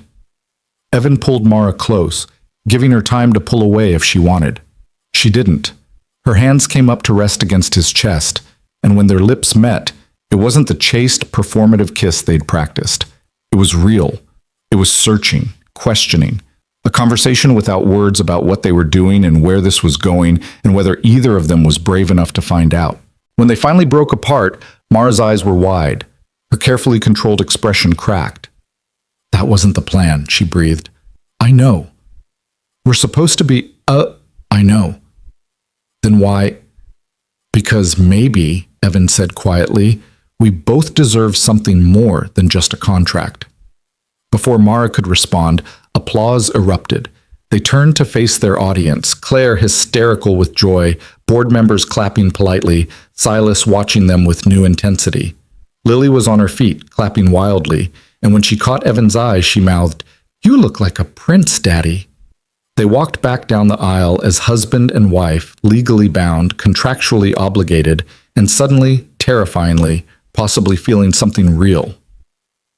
The reception was a blur of champagne toasts and careful conversations, Mara's hand in his as they moved through the crowd, playing their parts perfectly. But every time their eyes met, Evan saw the same question reflected back at him. What the hell had they just done? Later, after the guests had gone and they'd returned to the penthouse, after Lily had been tucked into bed clutching the bouquet Mara had given her, Evan found Mara on the balcony. She still wore her wedding dress, a wrap around her shoulders against the December chill, staring out at the city that never quite slept. "You went off script," she said without turning around. "I know. Those vows, that kiss, that wasn't what we agreed to. I know. Then why?" She turned to face him, and in the city lights he could see confusion and fear and something else in her expression. "Why did you do that?" Evan moved closer, careful not to crowd her. "Because standing there, looking at you, promising to honor you, it stopped feeling like acting. It started feeling like truth." "That's dangerous, Evan." "You keep saying that, but maybe dangerous isn't always bad. It is when it ends in a year. Who says it has to end?" The question hung between them, enormous and impossible. Mara shook her head slowly. "The contract, forget the contract. What do you want?" "I want..." She trailed off, her walls warring with something else, something vulnerable. "I don't know. I've spent so long protecting myself, building defenses, making sure no one could hurt me. And then you show up with your daughter and your honesty and your stupid belief that I'm capable of being more than just a CEO. You are more than that. You don't know me well enough to make that judgment. Then let me know you." Evan reached out, tucked a strand of hair behind her ear. She didn't pull away. "We have a year, Mara. What if we use it to figure out if this could be real instead of just pretending? And if it doesn't work? If we try and fail? Then at least we tried. At least we didn't waste a year hiding from something that might have been extraordinary." Mara was quiet for a long moment, and Evan could see the war happening behind her eyes. Fear against hope. Control against chaos. The life she'd built against the life she might want. Finally she spoke, her voice barely above a whisper. "I don't know how to do this. The real version. I'm good at contracts and negotiations and managing expectations. But actual feelings? Actual vulnerability? I'm terrible at it. Good thing you've got a year to practice." Despite everything, she almost smiled. "You're impossible." "I've been told that before." She looked at him for a long moment, then reached up and touched his face with trembling fingers. "Okay. Okay? We try. We figure it out. We see if this can be more than just an arrangement." She took a breath. "But slowly, carefully, because I am genuinely terrified of this, Evan." "Me too." "Really? You seem so calm." "I'm panicking internally. I'm just better at hiding it than you are right now." That did make her smile, a real one that transformed her face. Fair enough. They stood there on the balcony, the city spread below them, husband and wife-in-law, and maybe, possibly, starting to become something more in reality. It was terrifying. It was exhilarating. It was the end of the contract and the beginning of something neither of them knew how to name. Inside, Lily stirred in her sleep, dreaming of butterflies and gardens. And in the morning, they would wake to the first day of their marriage. Not the one they'd planned, but the one they were choosing. Together. The morning after the wedding arrived with unexpected gentleness. Evan woke to find Lily already awake, sitting at the foot of his bed with her stuffed rabbit and an expression of deep contemplation. "Daddy, are you really married now?" she asked. Evan sat up, rubbing sleep from his eyes. "Yeah, baby girl, I really am." "Does that mean Mara is my new mom?" The question hit him like a freight train. They hadn't discussed this, how to explain their arrangement to a 6-year-old who deserved honesty but couldn't handle the whole truth. "It's complicated, sweetheart. Mara and I are married, but she's not trying to replace your mom. Maybe think of her as someone who cares about us, someone who's part of our family now." Lily considered this seriously. "I like her. She showed me her office yesterday and let me sit in her big chair, and she knows all about butterflies. Did you know some butterflies only live for 2 weeks?" "I didn't know that." "Mara says that's why they're so beautiful, because they don't have time to waste being ordinary." Lily hugged her rabbit. "I think that's sad, but also kind of nice." Evan pulled his daughter close, marveling at the way children could find profundity in simple conversations. "Yeah, it is." When they emerged from the bedroom, they found Mara already at the dining table with her laptop and coffee, dressed in casual clothes that made her look younger, more approachable. She glanced up as they entered, and something flickered across her face. Uncertainty, maybe, or the morning after realization of what they'd agreed to on that balcony. "Good morning," she said carefully. "Morning," Evan replied. "Coffee smells good." "Vera brought fresh pastries, too. They're in the kitchen." Mara's eyes moved to Lily. "There are chocolate croissants. I remembered you liked chocolate." Lily's face lit up. She started toward the kitchen, then paused and ran back to Mara, throwing her small arms around Mara's shoulders in an impulsive hug. "Thank you for the croissants, and for yesterday. My dress made me feel like a princess." Mara went rigid for a moment, clearly unprepared for the physical affection. Then, slowly, her arms came up to return the hug, awkward but genuine. "You're welcome. You looked beautiful." Lily bounded off to the kitchen, leaving Evan and Mara alone. Mara stared after her, something complicated playing across her features. "I wasn't expecting that," she said quietly. "She's warming up to you." "I noticed," Mara looked at Evan, "about last night, what we said on the balcony. I haven't changed my mind, but I think we should establish some ground rules. If we're going to try this, whatever this is, we need structure." Of course she wanted structure. Evan poured himself coffee and sat across from her. "What kind of ground rules?" "First, Lily comes first. Always. Whatever happens between us, she doesn't get hurt." "Agreed." "Second, we're honest with each other. No games, no manipulation. If something bothers you, you say it. If I'm pushing too hard or being too cold, you tell me." "I can do that." "Third," Mara hesitated, her fingers tracing the rim of her coffee cup, "we go slow. I meant what I said about being terrible at this. I'm going to mess up. I'm going to default to walls and distance because that's what I know. You'll need to be patient with me." Evan reached across the table, covering her hand with his. She didn't pull away. "And you'll need to be patient with me. I've been alone since Christina left.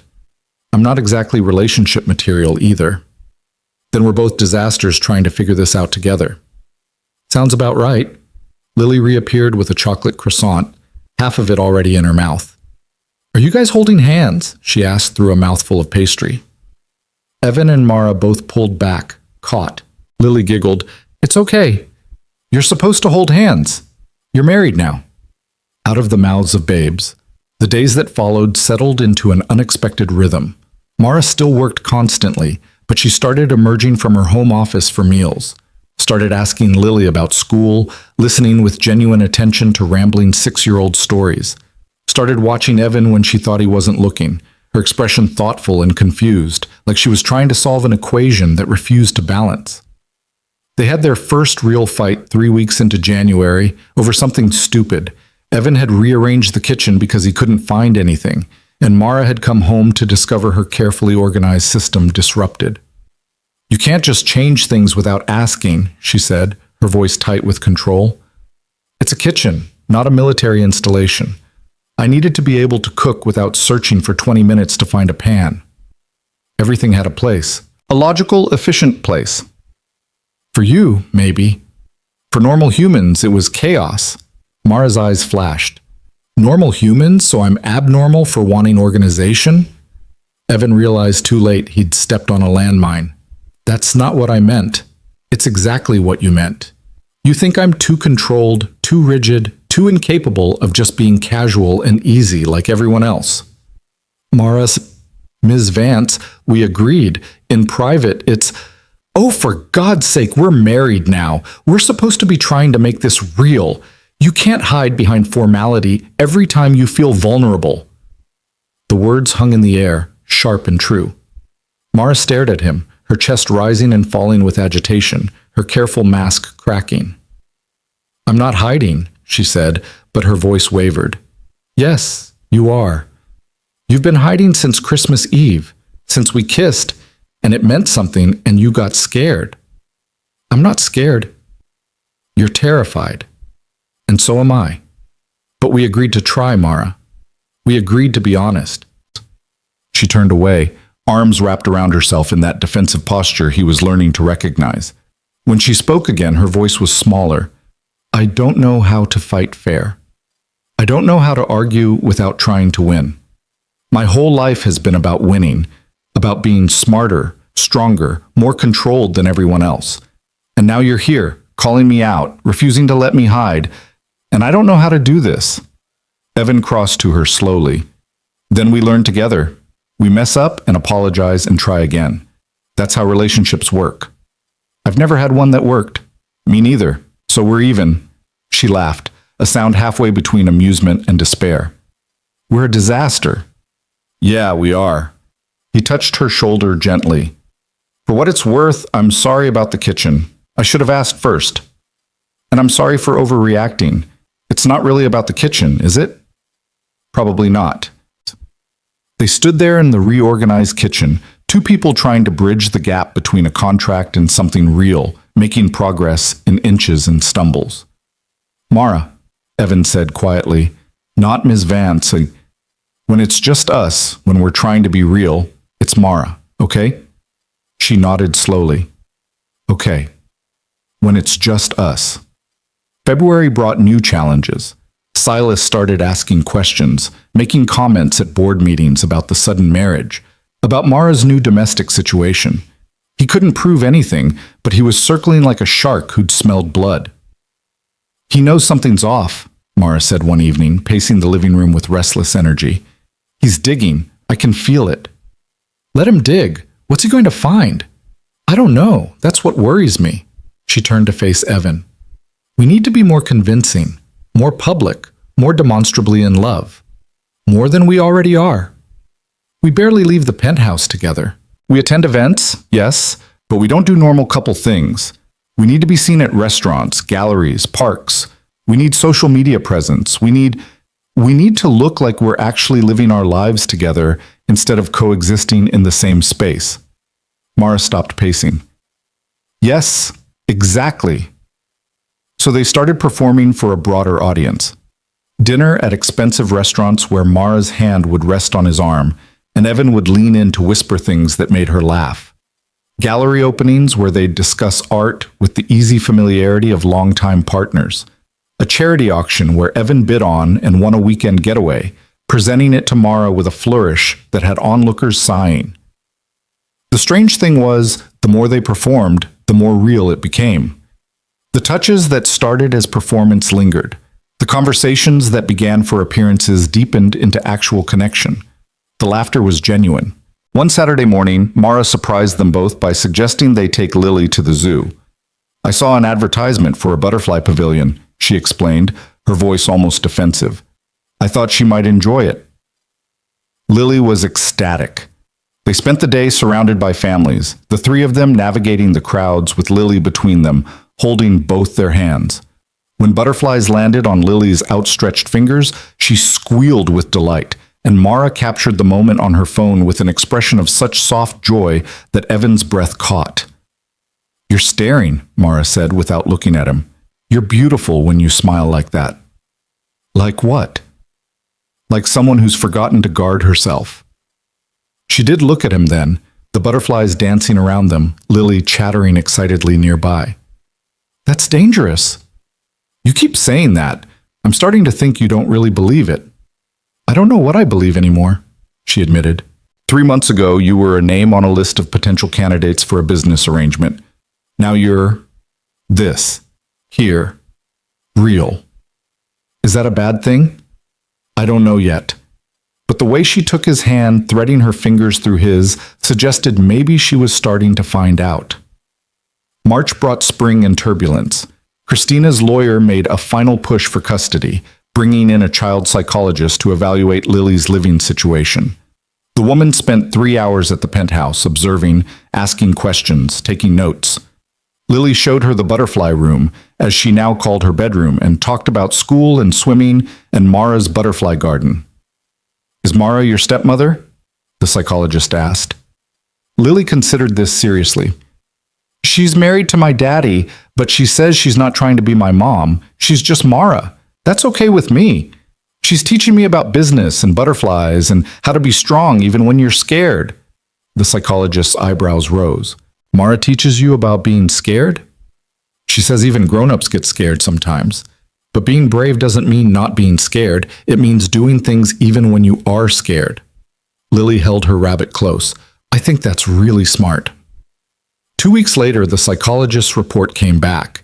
It recommended that Lily remain with her father in his current stable, nurturing environment. Christina's case collapsed. The custody battle was over. Evan found Mara on the balcony that evening. The city lights spread below like scattered diamonds.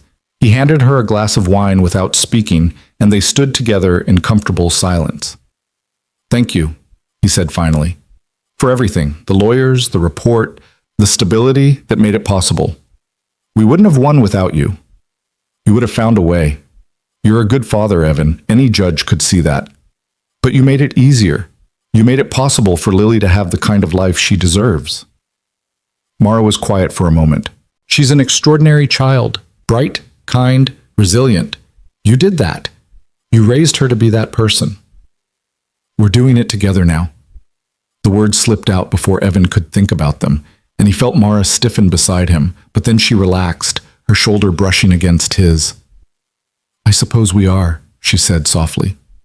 That wasn't part of the plan either, was it? I wasn't supposed to care about her. Wasn't supposed to look forward to her rambling stories or feel proud when she masters a new swimming stroke or worry when she has a nightmare. You care about her. I do. It's terrifying. I've spent so long not letting myself care about people. It's safer that way, easier. And now there's this little girl showing me pictures she drew and asking my opinion on which butterfly is the prettiest, and She trailed off, her voice catching. And you, what? And I love her. God help me, I love her. And I don't know what to do with that. Evan set down his wine glass and turned Mara to face him. Her eyes were bright with unshed tears, her careful control shattered. You just keep doing what you're doing. You show up for her. You teach her about butterflies and business and being brave. You let her love you back. What if I mess it up? What if I hurt her? You won't. You're too careful with her, too aware of what she needs. But in 9 months, when this ends, who says it has to end? Mara pulled back, her expression torn between hope and fear. The contract is just paper. We're not just paper anymore, Mara. You know that. I don't know anything. I'm so far outside my comfort zone, I can't even see it from here. Good. That means you're growing. She laughed shakily. I hate growth. It's messy and uncomfortable and terrifying. Welcome to being human. They stood there on the balcony, the wine forgotten, something shifting between them, something that had been building since Christmas Eve, since that kiss that was supposed to be performance, since the moment they decided to try making this real. I need to tell you something, Mara said quietly, and I need you to listen without interrupting, because if you interrupt, I'll lose my nerve. Evan nodded. I didn't choose you at random, she began. Yes, I needed someone who fit the criteria, someone without connections, someone desperate enough to agree, someone who wouldn't betray me.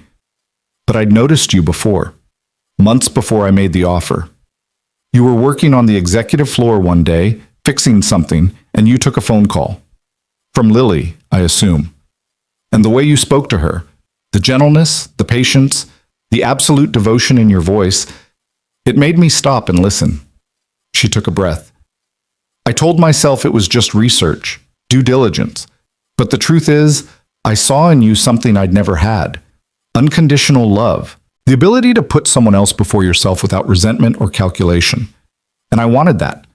Not for myself, I didn't think I deserved it. But I wanted to understand it, to be near it. Evan started to speak, but she held up a hand. When I made you the offer, I told myself it was purely strategic, a solution to a problem. But part of me hoped that maybe, by being around you and Lily, I could learn what that kind of love looked like, how it felt, whether I was capable of it. Her voice dropped to a whisper. And now I'm learning that I am capable of it, that I've been falling into it without realizing. And it's the most terrifying thing that's ever happened to me. The silence that followed was enormous. Evan could hear the city below, the distant sound of traffic, the whisper of wind across the balcony. He could hear his own heartbeat thundering in his ears. "Are you saying what I think you're saying?" he asked carefully. "I don't know. What do you think I'm saying?" "That this stopped being an arrangement somewhere along the way. That you have feelings for me. Real ones." Mara closed her eyes. "Yes. God help me. Yes. I have feelings for you. I don't know when it happened or how to label them or what to do about them, but they're there. They're real. And I'm terrified you're going to tell me this was a mistake." Instead of answering, Evan cupped her face in his hands and kissed her. Not the performative kiss from their wedding or the careful kisses they'd shared at public events. This was real, desperate and searching and honest. Mara made a small sound against his mouth, her hands fisting in his shirt, pulling him closer. When they finally broke apart, both breathing hard, Mara's eyes were wide and wondering. "I've wanted to do that since Christmas Eve," Evan admitted. "Really do it. Not for cameras or contracts or anyone else, just because I wanted to kiss my wife." "Wife," Mara repeated like she was testing the word. "That still feels surreal. We can make it real. We can decide right now that this isn't an arrangement anymore, that it's an actual marriage." "What about the contract?" "Burn it. Tear it up. I don't care. I'm not here because of paper anymore, Mara. I'm here because of you." She searched his face, looking for lies or manipulation or any hint that this was performance. But Evan let her see everything, the fear and hope and growing love he'd been trying to deny. "I don't know how to do this," she said again. "We learn together. We make mistakes and fix them and keep trying. That's all anyone does. What if I'm too broken, too damaged by years of guarding myself? Then we work through it, together." Mara leaned into him, her forehead resting against his chest, and Evan wrapped his arms around her. They stood like that for a long time, two people who'd started as strangers bound by desperation, becoming something neither had planned but both desperately wanted. "Daddy? Mara?" They pulled apart to find Lily in the doorway, her rabbit under one arm, looking sleepy and confused. "What are you doing out here?" "Just talking," Evan said. Lily patted over, and without hesitation, Mara crouched down and opened her arms. Lily walked into them, and Mara held her like she was precious, like she was worth protecting, like she was loved. "Can't sleep?" Mara asked softly. "Bad dream, about my other mom. She was trying to take me away." "That's not going to happen," Mara said firmly. "The judge said you get to stay with your dad. With us. No one's taking you anywhere. Promise?" "I promise, and I don't make promises I can't keep." Lily smiled, satisfied, and yawned widely. "Can you both tuck me in?" They did, one on each side of Lily's bed, the three of them tangled together in something that looked remarkably like a family. Evan read the bedtime story while Mara stroked Lily's hair, and by the third page the little girl was asleep.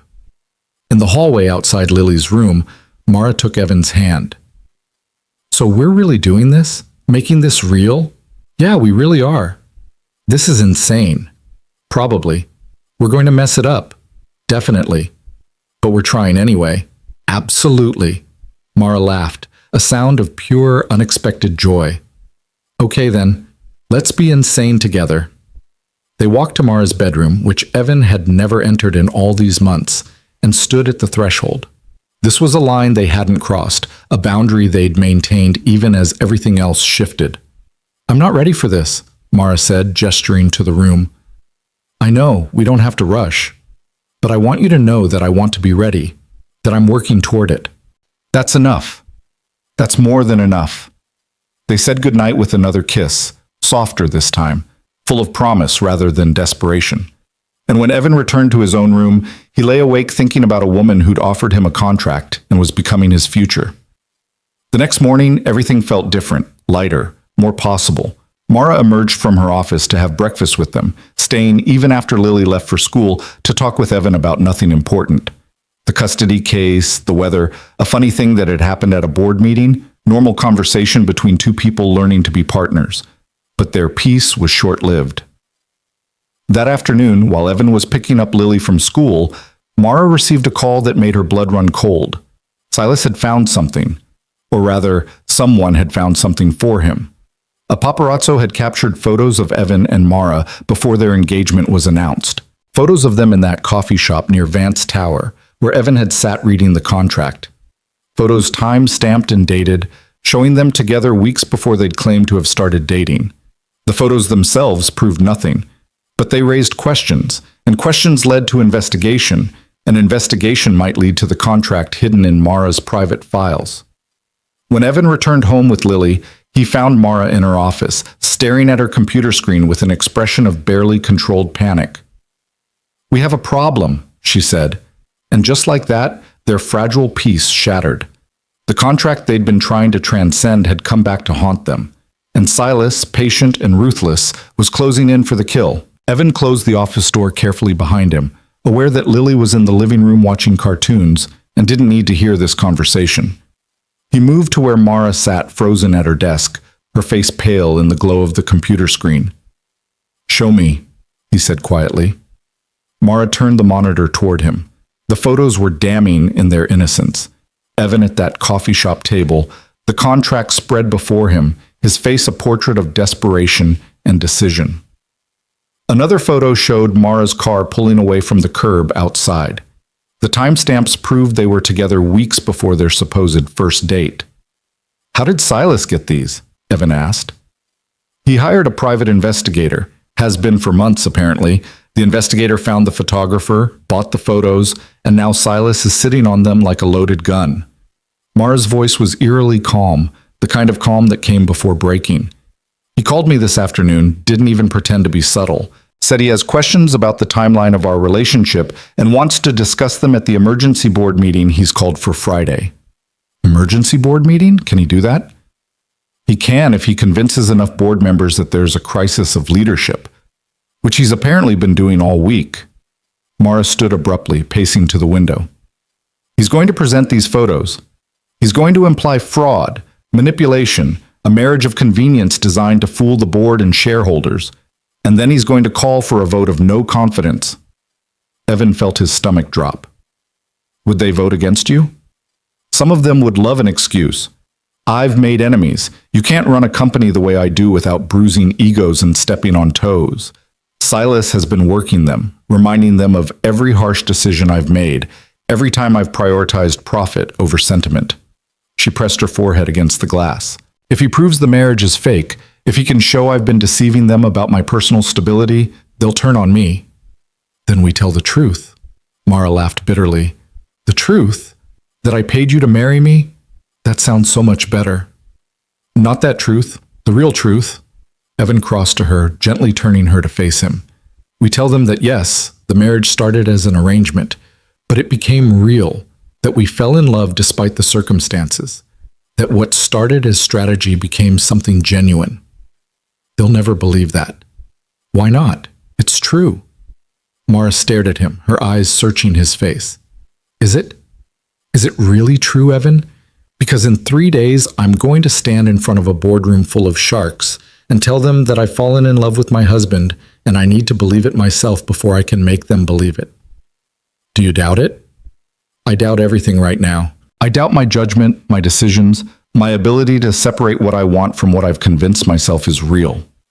Her voice cracked. What if this is just another transaction? What if I'm incapable of anything else?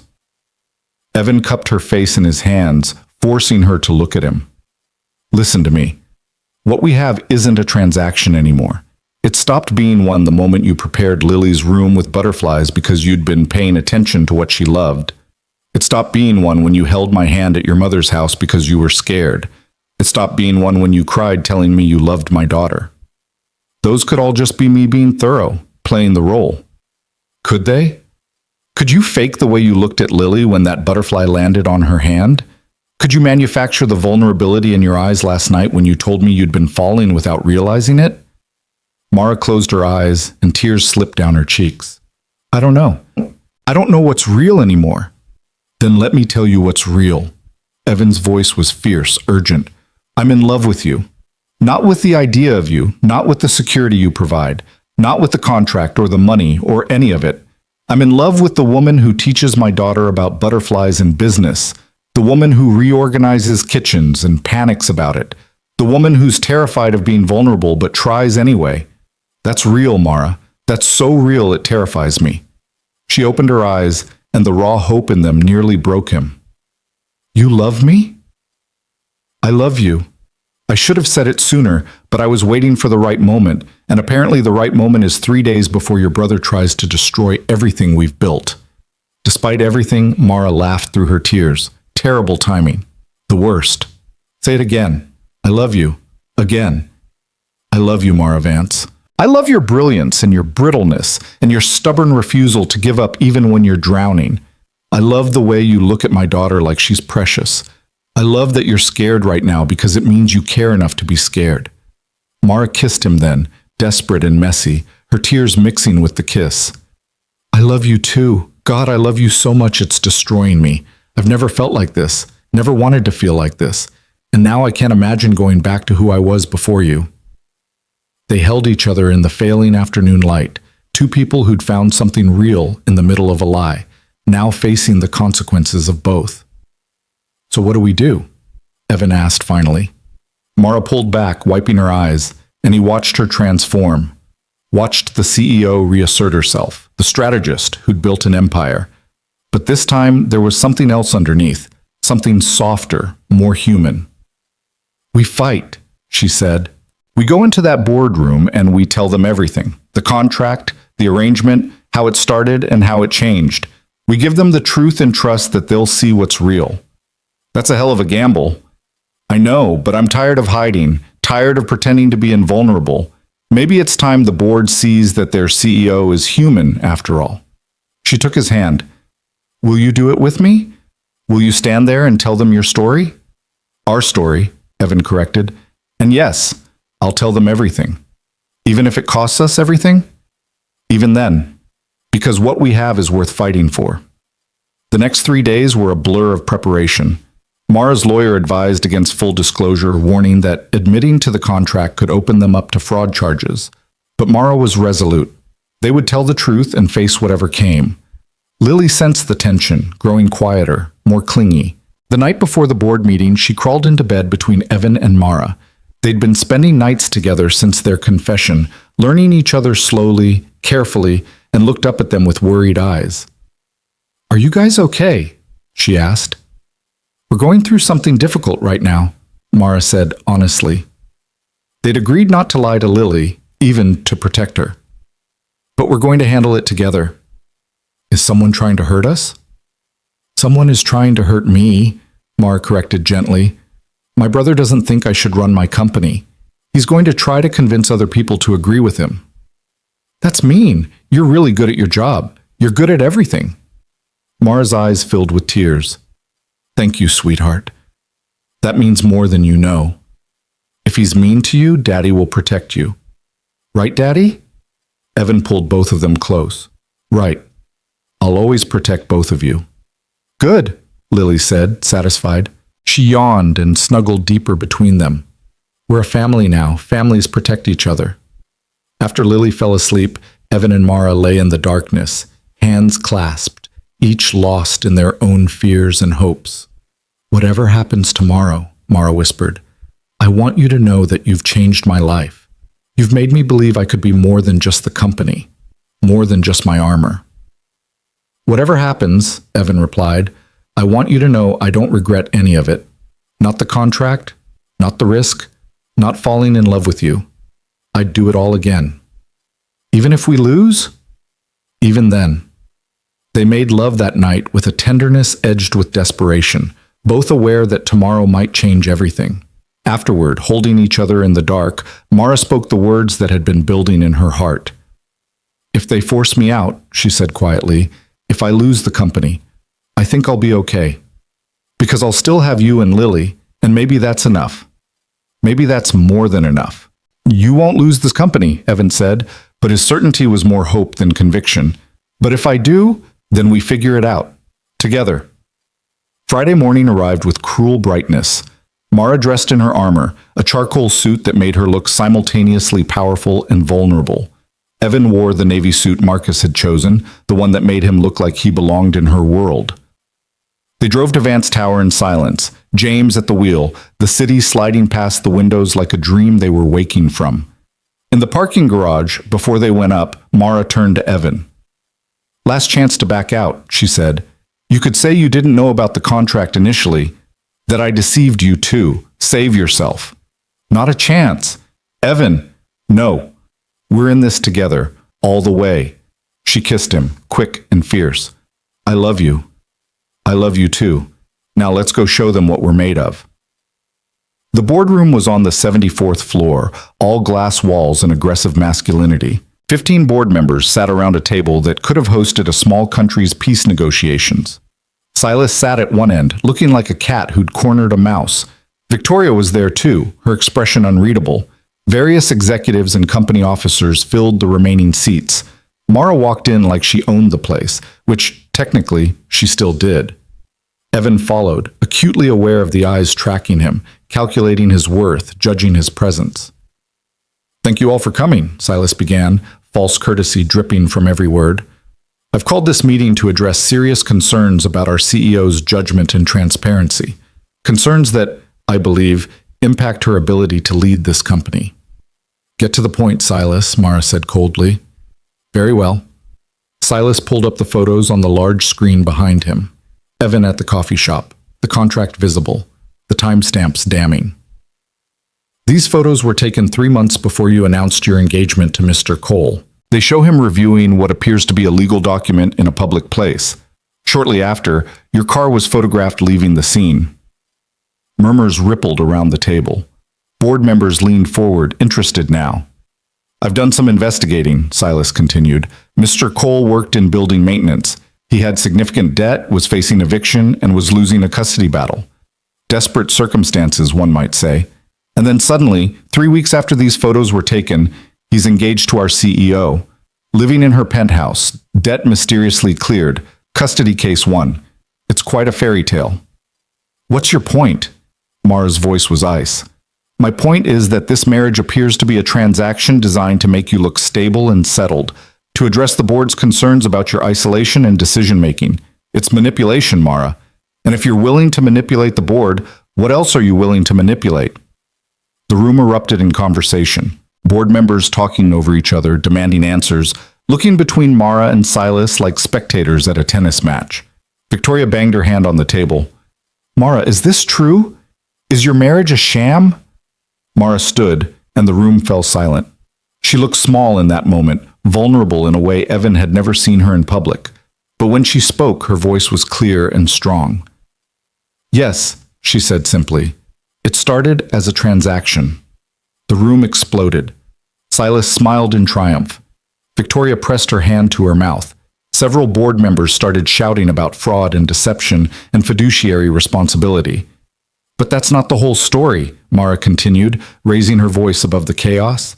"And if you'll give me 5 minutes, I'll tell you exactly what happened and why." "This should be good," Silas murmured. Mara ignored him. 5 years ago, when I became CEO, I was 28 years old, unmarried, and facing a board that questioned whether I had the stability and maturity to lead. I've spent every day since proving myself, working longer hours, making harder decisions, sacrificing my personal life to show you I was worthy of my father's faith in me. She paused, gathering herself. But it was never enough. There were always questions, always doubts, always the suggestion that a woman alone couldn't possibly have the judgment needed to run a company this size. So yes, I made a calculated decision. I offered Evan Cole a contract, marriage for 1 year in exchange for clearing his debts and providing stability for him and his daughter. This is exactly what I said, Silas started. I'm not finished, Mara cut him off. The contract was a business arrangement, cold, transactional, designed to solve both our problems. Evan needed money. I needed legitimacy. It should have been simple. She looked at Evan, and her expression softened. But life isn't simple. People aren't simple. Somewhere between signing that contract and standing here today, something changed. I fell in love with my husband, and he fell in love with me. Not because of the arrangement, but in spite of it. How convenient, Silas said dryly. Is it? Mara turned to face her brother. Is it convenient that I'm standing here risking everything I've built to tell you the truth? Is it convenient that I'm admitting to a strategy that could cost me this company? I could have hidden this. Could have destroyed the evidence, paid off the photographer, maintained the lie. But I'm choosing honesty because that's what Evan taught me. That authenticity matters more than armor. She addressed the full board now. You want to know if I'm fit to lead this company? Look at the numbers. Look at the growth, the expansion, the innovation we've achieved under my leadership. But also look at this.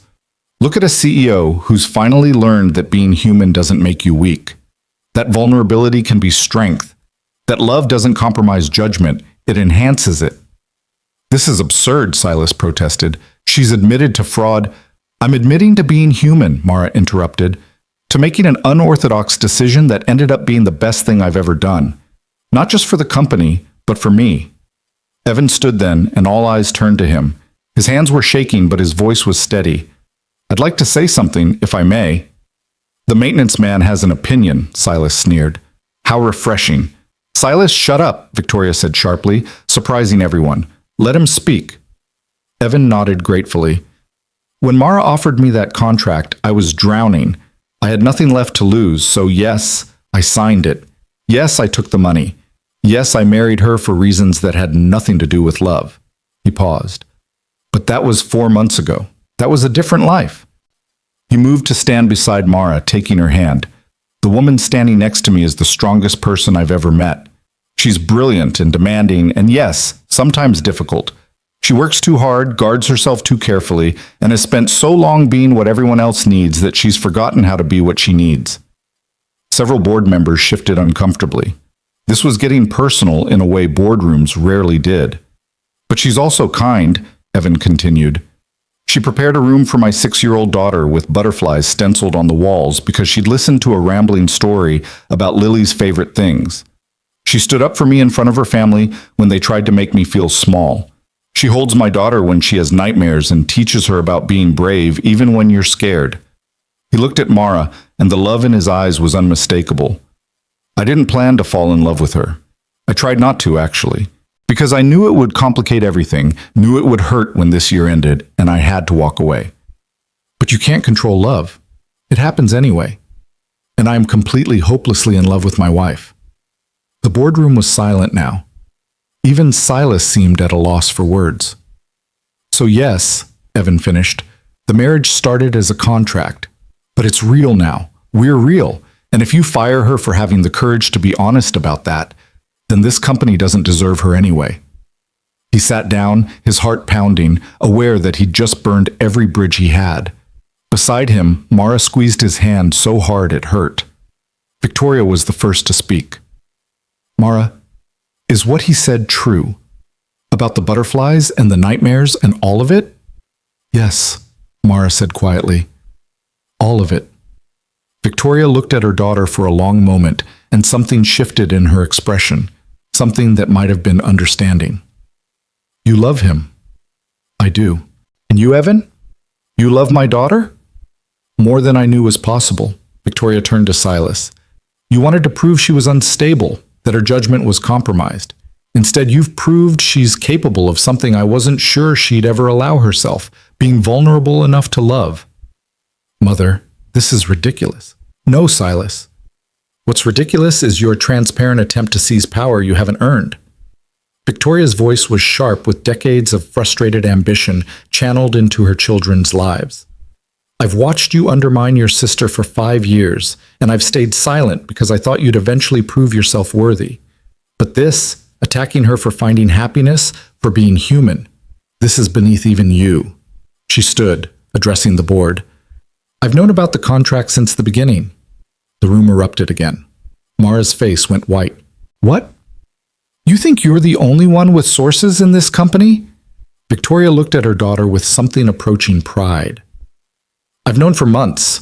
Mara's assistant is loyal, but she's also careful. She came to me after the wedding, concerned that the arrangement might damage Mara professionally. She showed me the contract." "Then why didn't you—" Mara started. "Because I wanted to see what you'd do with it, whether you'd hide behind the arrangement or transform it into something real." Victoria's smile was small but genuine. "I'm proud to say you did the latter, and I'll be damned if I let your brother destroy you for it." She turned to the board. "I move that we table Silas's no-confidence vote and instead discuss his fitness for his current position. His witch hunt tactics and personal vendettas are exactly the kind of judgment issues we should be concerned about." The shift in the room was palpable. Board members who'd been ready to crucify Mara were suddenly reassessing, looking at Silas with new suspicion. A few even nodded in agreement with Victoria. "You can't be serious," Silas said, his composure finally cracking. "She admitted to fraud. She admitted to an unorthodox personal arrangement that became genuine," one of the board members said, Harold Chen, who'd been with the company since Mara's father's time. "There's no fraud here, Silas. No manipulation of company resources or shareholder value. Just a young woman trying to navigate the impossible standards we place on female CEOs." Another board member spoke up. "I've worked with Mara for 3 years. Her personal life has never once compromised her professional judgment. If anything, she seems more balanced now, more decisive." The tide was turning. Evan watched in amazement as board member after board member spoke in Mara's defense, some grudgingly, others with genuine respect. Silas's face grew redder with each statement, his carefully constructed case crumbling. Finally, Victoria called for a vote. "All in favor of maintaining Mara Vance as CEO?" 12 hands went up. 3 abstained. Silas sat alone in his opposition. "Motion carries," Victoria said. "Mara remains CEO. Silas, I suggest you take some time to reconsider your priorities. This company doesn't have room for sabotage." The meeting adjourned in chaos, board members filing out in clusters of heated conversation. Silas stormed past without looking at anyone. Victoria approached Mara and Evan, her expression softer than either had ever seen it. "I meant what I said," she told Mara. "I'm proud of you. Your father would be too." Mara's eyes filled with tears. "You really knew? All this time?" "All this time. And I watched you fall in love despite your best efforts to maintain control. It was quite beautiful, actually." Victoria turned to Evan. "Take care of her. She's not as invincible as she pretends." "I know," Evan said. "I will." After Victoria left, Mara and Evan stood alone in the empty boardroom. The city spread below them, their future suddenly wide open. "We survived," Mara said wonderingly. "We did more than survive. We won." "No, we didn't win. We just didn't lose." She turned to face him. "But I did gain something." "What's that?" "Freedom. For the first time in my life, I don't have to pretend to be invincible. I can just be me. Messy, vulnerable, complicated me." "I like messy, vulnerable, complicated you." "Good. Because you're stuck with her now." Evan pulled her close, kissing her in the boardroom where she'd fought so many battles, won so many wars. "I love being stuck with you." 6 months passed like a dream. The scandal died down, replaced by new corporate dramas and other people's mistakes. Silas quietly resigned from the company, taking a position at a competitor where he could finally have control, even if it wasn't the empire he'd wanted. Claire continued to cry at family dinners, but now she cried about how beautiful Mara and Evan were together. Lily thrived, growing confident and bright, splitting her love equally between her father and the woman she now called Mara Mom, a title Mara had earned through countless tucked-in nights and butterfly lessons and patient explanations of multiplication tables. The contract, when they finally got around to destroying it, burned beautifully in the fireplace of the penthouse. They held each other and watched it turn to ash, letting go of the transaction that had brought them together in favor of the love that would keep them there. 2 years after their fake wedding came their real one, small and intimate, just family and close friends on the rooftop garden where butterflies danced among the flowers. Lily was the flower girl again, but this time she walked down the aisle with absolute confidence, knowing her family was solid and true. The vows they spoke this time were their own, no performance, no pretense, just two people who'd found each other in the most unlikely way, promising to keep choosing each other every day. "I promise to keep reorganizing the kitchen just to watch you panic," Evan said, and the gathering laughed. "I promise to keep teaching Lily about business and butterflies," Mara replied, "even when it means admitting I don't have all the answers. I promise to love you when you're strong and when you're vulnerable, when you're a CEO and when you're just the woman who steals the covers at night. I promise to let you see all of me, the armor and the softness underneath, the power and the fear, the woman I am and the woman I'm becoming." When they kissed, Lily whooped loudly, and the sound of joy echoed across the rooftop and out into the city that had witnessed their transformation. 5 years after that unlikely contract signing, they sat on the same couch where Mara had once explained the rules of their arrangement, watching their children play. Lily was 13 now, brilliant and kind, already talking about business school. Their son James, named after the driver who'd first brought them to the penthouse, was 3, a whirlwind of energy and laughter who'd inherited his mother's determination and his father's gentle heart. "Do you ever think about how this started?" Evan asked, his arm around Mara's shoulders. "Every day," she admitted. "How desperate we both were, how transactional it was supposed to be. And I'm grateful for the desperation that brought us together, for the contract that gave us an excuse to know each other, for every awkward moment and terrified conversation and reluctant feeling." She leaned into him. "I'm grateful for all of it because it led to this." "To what?" "To a family, to love, to butterfly rooms and stolen kisses, and children who'll never know what it means to have parents who don't love each other." Evan kissed the top of her head. "Best business decision you ever made." "Not a business decision anymore." "No," he agreed, watching their children play in the last light of evening. "Not anymore. Just love." That evening, after the children were asleep and the city lights spread below like scattered stars, Mara and Evan returned to their balcony, the place where so many conversations had shifted their trajectory, where so many walls had fallen. "Tell me something," Mara said softly. "If you could go back to that moment in the coffee shop, knowing everything that would happen, all the fear and risk and uncertainty, would you still sign?" Evan didn't hesitate, in a heartbeat, because that signature bought me a year with you, and that year turned into forever. Forever is a long time. Not long enough.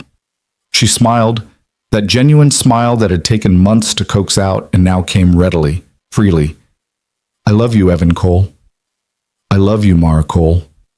She'd taken his name in their second wedding, a choice that had surprised everyone, including herself. A symbol, she'd said, of shedding the armor she'd worn for so long. "No more Ms. Vance?" "In the boardroom, always. But here, with you, I'm just Mara, your wife, the woman who got lucky enough to be desperate at the same time you were." They stood together as the city hummed below, as their children dreamed inside, as the life they'd built surrounded them with its comfortable weight. Two people who'd started as a transaction, become a strategy, transformed into love. Sometimes the best things in life begin with the wrong reasons. Sometimes you have to sign a contract with a stranger to find your soulmate. Sometimes desperation is just destiny wearing a disguise. And sometimes, if you're brave enough to let the walls fall and the heart speak, a year becomes forever. In the master bedroom, on Mara's nightstand, sat a small butterfly made of glass. A gift from Lily on Mother's Day, because even though she had another mother somewhere, Mara was the one who showed up, who stayed, who loved her without condition. Next to it was a photo from their first wedding, the fake one, where if you looked closely, you could see the tension in their shoulders, the uncertainty in their eyes, the way they stood just slightly apart even as they held hands. And beside that, a photo from their second wedding, where everything had changed, where they leaned into each other like the world made sense only when they were touching, where their smiles were real and their love was visible and their future was written in the way they looked at each other. From contract to commitment, from strangers to soulmates, from from drowning to dancing. That was their story. And it was just beginning.